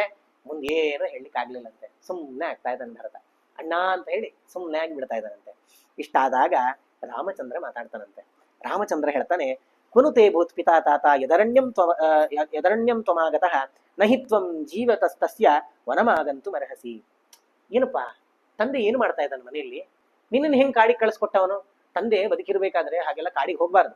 ಕಾಡಿಗೆ ಯಾವಾಗ ಹೋಗೋದು ಅಂತಂದ್ರೆ ವಾನಪ್ರಸ್ಥ, ತನಗೆ ಮಕ್ಕಳಾಗಿ ತಾನು ಮುದುಕ ಆದ್ಮೇಲೆ ಮಕ್ಕಳಿಗೆ ರಾಜ್ಯವನ್ನೆಲ್ಲ ಕೊಟ್ಟು ಆಮೇಲೆ ನನಗೆ ಸಾಕಿನ್ನು ರಾಜ್ಯ ಭೋಗ ಅಂತ ಹೇಳಿ ಆಮೇಲೆ ಕಾಡಿಗೆ ಹೋಗ್ಬೇಕು. ನೀನೇನು ತಂದೆ ಇರ್ಬೇಕಾದ್ರೆ ಆ ರಾಜ್ಯವನ್ನೆಲ್ಲ ಬಿಟ್ಟು ಕಾಡಿಗೆ ಬಂದಿದ್ಯಲ್ಲ, ಏನಾಗಿದೆ ಅಂತ ಕೇಳ್ತಾನಂತೆ. ಭರತನಿಗೆ ಮಾತಾಡ್ಲಿಕ್ಕೆ ಅವಕಾಶನೇ ಇಲ್ಲ, ಅನೇಕ ಪ್ರಶ್ನೆಗಳನ್ನು ಕೇಳ್ತಾ ಇದ್ದಾನಂತೆ. ಸಕಚ್ಚಿತ್ ಬ್ರಾಹ್ಮಣೋ ವಿದ್ವಾನ್ ಧರ್ಮನಿತ್ಯೋ ಮಹಾದ್ಯತಿ ಇಕ್ಷ್ವಾಕೂಣಾಂ ಉಪಾಧ್ಯಾಯೋ ಯಥಾವತ್ ತಾತ ಪೂಜ್ಯತೆ. ಅಲ್ಲಪ್ಪ, ರಾಜ ಆಗಿದ್ದೀಗ ನೀನು. ರಾಜ ಆದ್ಮೇಲೆ ಕೆಲವು ರಾಜನ ಕರ್ತವ್ಯಗಳು ಅಂತ ಇರ್ತದೆ. ಮೊದಲು ಪುರೋಹಿತರನ್ನ ಸರಿಯಾಗಿ ಇಟ್ಕೊಳ್ಬೇಕಂತೆ. ಅದರಿಂದ ಅಂಥ ವಿದ್ವಾಂಸರಾದಂತಹ ನಿತ್ಯ ಧರ್ಮವನ್ನ ಆಚರಣೆ ಮಾಡುವ ಮಹಾದ್ಯುತಿ, ಅತ್ಯಂತ ದ್ಯುತಿಮಂತರಾದ ಪ್ರಕಾಶಮಾನರಾದಂತಹ ಇಕ್ಷ್ವಾಕೂಣಾಂ ಉಪಾಧ್ಯಾಯ, ಇಡೀ ಇಕ್ಷ್ವಾಕು ಕುಲಕ್ಕೆ ಕುಲಪುರೋಹಿತರಾದಂತಹ ವಸಿಷ್ಠರನ್ನ ಸರಿಯಾಗಿ ನೋಡ್ತಾ ಇದೆಯಲ್ಲಪ್ಪ, ಗೌರವದಿಂದ ನೋಡ್ಕೊಳ್ತಾ ಇದೆಯಲ್ಲ ಅಂತ ಕೇಳ್ತಾನಂತೆ. ತಾತ ಕಚ್ಚಿಚ್ಚ ಕೌಸಲ್ಯ ಸುಮಿತ್ರಾಚ ಪ್ರಜಾವತಿ ಸುಖಿನಿ ಕಚ್ಚಿದಾರ್ಯಾಚ ದೇವಿ ನಂದತಿ ಕೈಕಯಿ. ಅಲ್ಲಪ್ಪ, ನಿನ್ನ ತಾಯಂದ್ರು ಎಲ್ಲರೂ ಆರಾಮಿದಾರಲ್ಲ? ಯಾಕೆಂದ್ರೆ ಈ ಕೌಸಲ್ಯೆ, ಸುಮಿತ್ರೆ ಅಷ್ಟೇ ಅಲ್ಲ, ನಿನ್ನ ತಾಯಿ ಕೈಕೇಯಿ ಇವ್ರನ್ನೆಲ್ಲ ಸರಿ ನೋಡ್ಕೊಳ್ತಾ ಇದೆಯಲ್ಲ ಅಂತ ಕೇಳ್ತಾನಂತೆ. ಅಷ್ಟೇ ಅಲ್ಲ, ಕಚ್ಚಿತ್ ದೇವಾನ್ ಪಿತೃನ್ ಭೃತ್ಯಾನ್ ಗುರುನ್ ಪಿತೃ ಸಮಾನಪಿ ವೃದ್ಧಾಂಶ್ಚ ತಾತ ವೈದ್ಯಾಂಶ್ಚ ಬ್ರಾಹ್ಮಣಾಶ್ಚ ಅಭಿಮನ್ಯಸೆ. ಅಲ್ಲಪ್ಪ, ದೇವತೆಗಳಿಗೆಲ್ಲ ಸರಿಯಾದ ಪೂಜೆ ನಡೀತಾ ಇದೆ ಅಲ್ಲ. ಭೃತ್ಯಾನ್ ಸೇವಕ ಜನರನ್ನೆಲ್ಲ ಸರಿಯಾಗಿ ಇಟ್ಕೊಂಡಿದೆಯಲ್ಲ. ಯಾಕೆಂದ್ರೆ ಸೇವಕರನ್ನು ಸರಿಯಾಗಿ ಇಟ್ಕೊಳ್ಬೇಕಂತೆ. ಅವರು ಇವನು ಹೇಳಿ ಕೆಲಸ ಮಾಡಿ ಆದ್ಮೇಲೆ ಅವ್ರನ್ನ ಕರೆದು ಹೊಗಳಿ ಅವ್ರಿಗೆ ಕೊಡಬೇಕಾದ ಸಂಭಾವನೆಗಳನ್ನು ಕೊಡ್ಬೇಕಂತೆ. ಇಲ್ಲ ಅಂತಂದ್ರೆ ನೆಕ್ಸ್ಟ್ ಟೈಮ್ ಇಂದ ಕೆಲಸ ಕರೆಕ್ಟ್ ಆಗೋದಿಲ್ಲ. ಹಾಗಾಗಿ ಸೇವಕ ಜನರನ್ನ ಸರಿಯಾಗಿ ಇಟ್ಕೊಂಡಿದೆಯಲ್ಲ. ಗುರುನ್, ಹಿರಿಯರು ಅಂತ ಇರ್ತಾರೆ, ಪಿತೃ ಸಮಾನಪಿ, ತಂದೆಗೆ ಸಮಾನರಾದಂಥವ್ರು, ಅವ್ರನ್ನ ಚೆನ್ನಾಗಿ ಇಟ್ಕೊಳ್ಬೇಕಪ್ಪ. ಅವ್ರನ್ನೆಲ್ಲ ಚೆನ್ನಾಗಿ ಇಟ್ಕೊಂಡಿದೆಯಲ್ಲ. ವೃದ್ಧಾಂಶ ತಾತ ವೈದ್ಯಾಂಶ, ವೃದ್ಧರು, ವೈದ್ಯರು, ಡಾಕ್ಟರ್ ಎಲ್ಲ ಇರ್ತಾರೆ, ಅವ್ರನ್ನೆಲ್ಲ ಸರಿಯಾಗಿ ಸಂಬಳಗಳನ್ನೆಲ್ಲ ಕೊಟ್ಟು ಪ್ರೀತಿಯಿಂದ ಮಾತಾಡ್ಸ್ಕೊಂಡು ಇಟ್ಕೊಂಡಿದೆಯಲ್ಲ ಅಂತ ಹೇಳಿ ರಾಮಚಂದ್ರ ಕೇಳ್ತಾ ಇದ್ದಾನೆ. ಮಂತ್ರೋ ವಿಜಯ ಮೂಲಂ ಹಿ ರಾಜ್ಞಾಂ ಭವತಿ ರಾಘವ ಸುಸಂವೃತೋ ಮಂತ್ರಿ ಧ್ವರೈ ಅಮಾತ್ಯೈ ಶಾಸ್ತ್ರ ಕೋವಿದೈ. ನೋಡಪ್ಪ, ನಮಗೆ ಮುಖ್ಯರಾದವರು ಮಂತ್ರಿಗಳು. ಯಾಕೆ? ಯಾವುದೇ ಒಂದು ಸ್ಟ್ರಾಟಜಿ ಮಡಿಬೇಕು, ಮಂತ್ರಾಲೋಚನೆ ನಡಿಬೇಕು ಅಂತಂದ್ರೆ ಮಂತ್ರಿಗಳಿರ್ಬೇಕು. ನಾನು ಒಬ್ಬನು ಕೂತು ಮಂತ್ರಾಲೋಚನೆ ಮಾಡ್ತೇನೆ ಅಂದ್ರೆ ಅದು ಸಾಧ್ಯ ಇಲ್ಲ. ಹಾಗಾದ್ರೆ ನಮಗೆ ಎಷ್ಟೋ ಜನ ತಂದೆ ಮಂತ್ರಿಗಳನ್ನೆಲ್ಲ ಸರಿಯಾಗಿ ನೋಡ್ಕೊಳ್ತಾ ಇದೆಯಲ್ಲಪ್ಪ. ಸುಸಂವೃತ ಮಂತ್ರಿ ಧ್ವರೈ ಅಮಾತ್ಯೈ ಶಾಸ್ತ್ರ ಕೋವಿದೈ. ಅವರು ಎಲ್ಲರೂ ಶಾಸ್ತ್ರ ಕೋವಿದರು. ಯಾವ ರೀತಿ ಯುದ್ಧವನ್ನ ಮಾಡಬೇಕು, ಈ ನಮ್ಮ ಅಯೋಧ್ಯೆಯಲ್ಲಿ ಯಾವ ರೀತಿ ಜನರಿಗೆಲ್ಲ ಸುಖವನ್ನು ಉಂಟು ಮಾಡಬೇಕು, ಇದನ್ನೆಲ್ಲ ತಿಳ್ಕೊಂಡವರು ಅವರನ್ನೆಲ್ಲ ಸರಿಯಾಗಿ ನೋಡ್ಕೊಳ್ತಾ ಇದೆಯಲ್ಲ ಅಂತ ಹೇಳಿ ಅನೇಕ ಪ್ರಶ್ನೆಗಳನ್ನ ಒಟ್ಟಿಗೆ ಆ ಭರತನ ಮೇಲೆ ಕೇಳ್ತಾ ಇದ್ದಾನಂತೆ. ಭರತ ಇಷ್ಟೆಲ್ಲ ಕೇಳಿಸ್ಕೊಳ್ತಾನಂತೆ. ಭರತ ಒಂದು ಮಾತು ಹೇಳ್ತಾನೆ ಇಷ್ಟೆಲ್ಲ ಪ್ರಶ್ನೆಗಳಿಗೆ. ರಾಮಸ್ಯ ವಚನಂ ಶುತ್ವ ಭರತಃ ಪ್ರತ್ಯುವಾಚಃ ಕಿಮ್ಮೆ ಧರ್ಮಾತ್ ವಿಹೀನಸ್ಯ ರಾಜಧರ್ಮ ಕರಿಷ್ಯತಿ. ಅಲ್ಲ ಅಣ್ಣ, ನೀನು ಯಾರಿಗೆ ಅಂತ ರಾಜಧರ್ಮವನ್ನ ಉಪದೇಶ ಮಾಡ್ತಾ ಇದ್ದಿ? ರಾಜಧರ್ಮವನ್ನ ಯಾರಿಗೆ ಉಪದೇಶ ಮಾಡಬೇಕು? ರಾಜನಿಗೆ ಉಪದೇಶ ಮಾಡ್ಬೇಕು ನೀನು. ಅವನು ಹೇಳ್ತಾನೆ, ಕಿಮ್ಮೆ ಧರ್ಮಾತ್ ವಿಹೀನಸ್ಯ, ನಾನು ಎಲ್ಲ ಧರ್ಮವನ್ನ ಬಿಟ್ಟು ಬಿಟ್ಟಿದ್ದೇನೆ ನೋಡು, ಎಲ್ಲ ಅಧರ್ಮವನ್ನೇ ಆಚರಣೆ ಮಾಡ್ತಾ ಇದ್ದೇನೆ. ಅಂಥವನಿಗೆ ಹೋಗಿ ರಾಜಧರ್ಮವನ್ನ ನೀನು ಉಪದೇಶ ಮಾಡಿದ್ರೆ ಏನು ಬಂತು? ನನ್ನಿಂದ ಎಷ್ಟೋ ಅಧರ್ಮದ ಕೆಲಸ ಗೊತ್ತಿಲ್ಲದೆ ಆಗಿಬಿಟ್ಟಿದೆ ಅಂತ ಹೇಳಿ ಈ ಭರತ ಏನು ಹೇಳ್ತಾ ಇರೋದು, ಇಡೀ ಈ ಆದ ಸಂದರ್ಭ ತನ್ನಿಂದ ಆಗಿದೆ, ತಾನಲ್ಲಿದ್ರೆ ಇದ್ಯಾವುದು ನಡೀತಿರ್ಲಿಲ್ಲ ಅಂತ, ಆದ ಎಲ್ಲ ಸಂದರ್ಭಕ್ಕೂ ತಾನು ಹೊಣೆ ಅಂತ ಅದನ್ನ ಸ್ವೀಕಾರ ಮಾಡ್ತಾ ಇದ್ದಾನೆ. ಹಾಗಾಗಿ ನಾನು ರಾಜ ಅಲ್ಲ, ನನಗೆ ಈ ರಾಜಧರ್ಮವನ್ನು ಉಪದೇಶ ಮಾಡಿ ಏನು ಫಲ ಅಂತ ರಾಮಚಂದ್ರನನ್ನು ಕೇಳ್ತಾ ಇದ್ದಾನಂತೆ. ಇಷ್ಟಾದಾಗ ಆ ತಂದೆಯ ವಾರ್ತೆಯನ್ನ ತಿಳಿಸ್ತಾನೆ. ಆ ತಂದೆಯ ಶ್ರಾದ್ದವನ್ನ ಅತ್ಯಂತ ದುಃಖತಪ್ತನಾಗಿ ರಾಮಚಂದ್ರ ಮಾಡ್ತಾನೆ. ಆಮೇಲೆ ಆ ಭರತ ರಾಮಚಂದ್ರ ನೀನು ಕಾಡಿಂದ ನಾಡಿಗೆ ಬರಬೇಕು ಅಂತ ಒತ್ತಾಯ ಮಾಡ್ತಾನೆ. ರಾಮಚಂದ್ರ ಬರೋದಿಲ್ಲ ಅನ್ನೋದಕ್ಕೆ ಅನೇಕ ಕಾರಣಗಳನ್ನು ಕೊಡ್ತಾನೆ. ಕೊನೆಗೆ ಪ್ರತಿಭಟನೆ ನಡೆಸ್ತೇನೆ, ನಾನು ಇಲ್ಲೇ ಉಪವಾಸ ಕೊಡ್ತೇನೆ ಅಂತ ಹೇಳಿ ಬಹಳಷ್ಟು ಪ್ರಯತ್ನ ಪಟ್ಟರೂ ರಾಮಚಂದ್ರನ ಮನಸ್ಸನ್ನ ಬದಲಾಯಿಸ್ಲಿಕ್ಕಾಗದೆ ಕೊನೆಗೆ ಆ ರಾಮಚಂದ್ರನ ಸ್ವರ್ಣ ಪಾದುಕೆಗಳನ್ನ ತಗೊಂಡೋಗಿ ಭರತ ಆ ರಾಜ್ಯದಲ್ಲಿಟ್ಟು ಅದನ್ನ ಅಭಿಷೇಕ ಮಾಡಿ ತಾನು ನಂದಿಗ್ರಾಮದಲ್ಲಿ ವಾಸ ಮಾಡಿಕೊಂಡು ಇಡೀ ಅಯೋಧ್ಯೆಯನ್ನ 14 ವರ್ಷಗಳ ಪರ್ಯಂತ ಆಳ್ತಾನೆ ಅಂತ ಅನ್ನೋದನ್ನ ನಾವು ನಾಳೆ ದಿವಸ ಪ್ರವಚನದಲ್ಲಿ ನೋಡೋಣ ಅಂತ ಹೇಳ್ತಾ ಇವತ್ತಿನ ಪ್ರವಚನವನ್ನ ಶ್ರೀಕೃಷ್ಣಾರ್ಪಣವಸ್ತು. ರಾಮಾಯ ರಾಮಭದ್ರಾಯ ರಾಮಚಂದ್ರಾಯ ವೇಧಸೆ ರಘುನಾಥಾಯ ನಾಥಾಯ ಸೀತಾಯ ಪತಯೇ ನಮಃ. ಕಾಯೇನ ವಾಚಾ ಮನಸೇಂದ್ರಿಯೈರ್ವಾ ಬುದ್ಧ್ಯಾತ್ಮನಾ ವಾ ಅನುಸೃತ ಸ್ವಭಾವಂ ಕರೋಮಿ ಯದ್ಯತ್ ಸಕಲಂ ಪರಸ್ಮೈ ನಾರಾಯಣಾಯೇತಿ ಸಮರ್ಪಯಾಮಿ. ಶ್ರೀಕೃಷ್ಣಾರ್ಪಣಮಸ್ತು.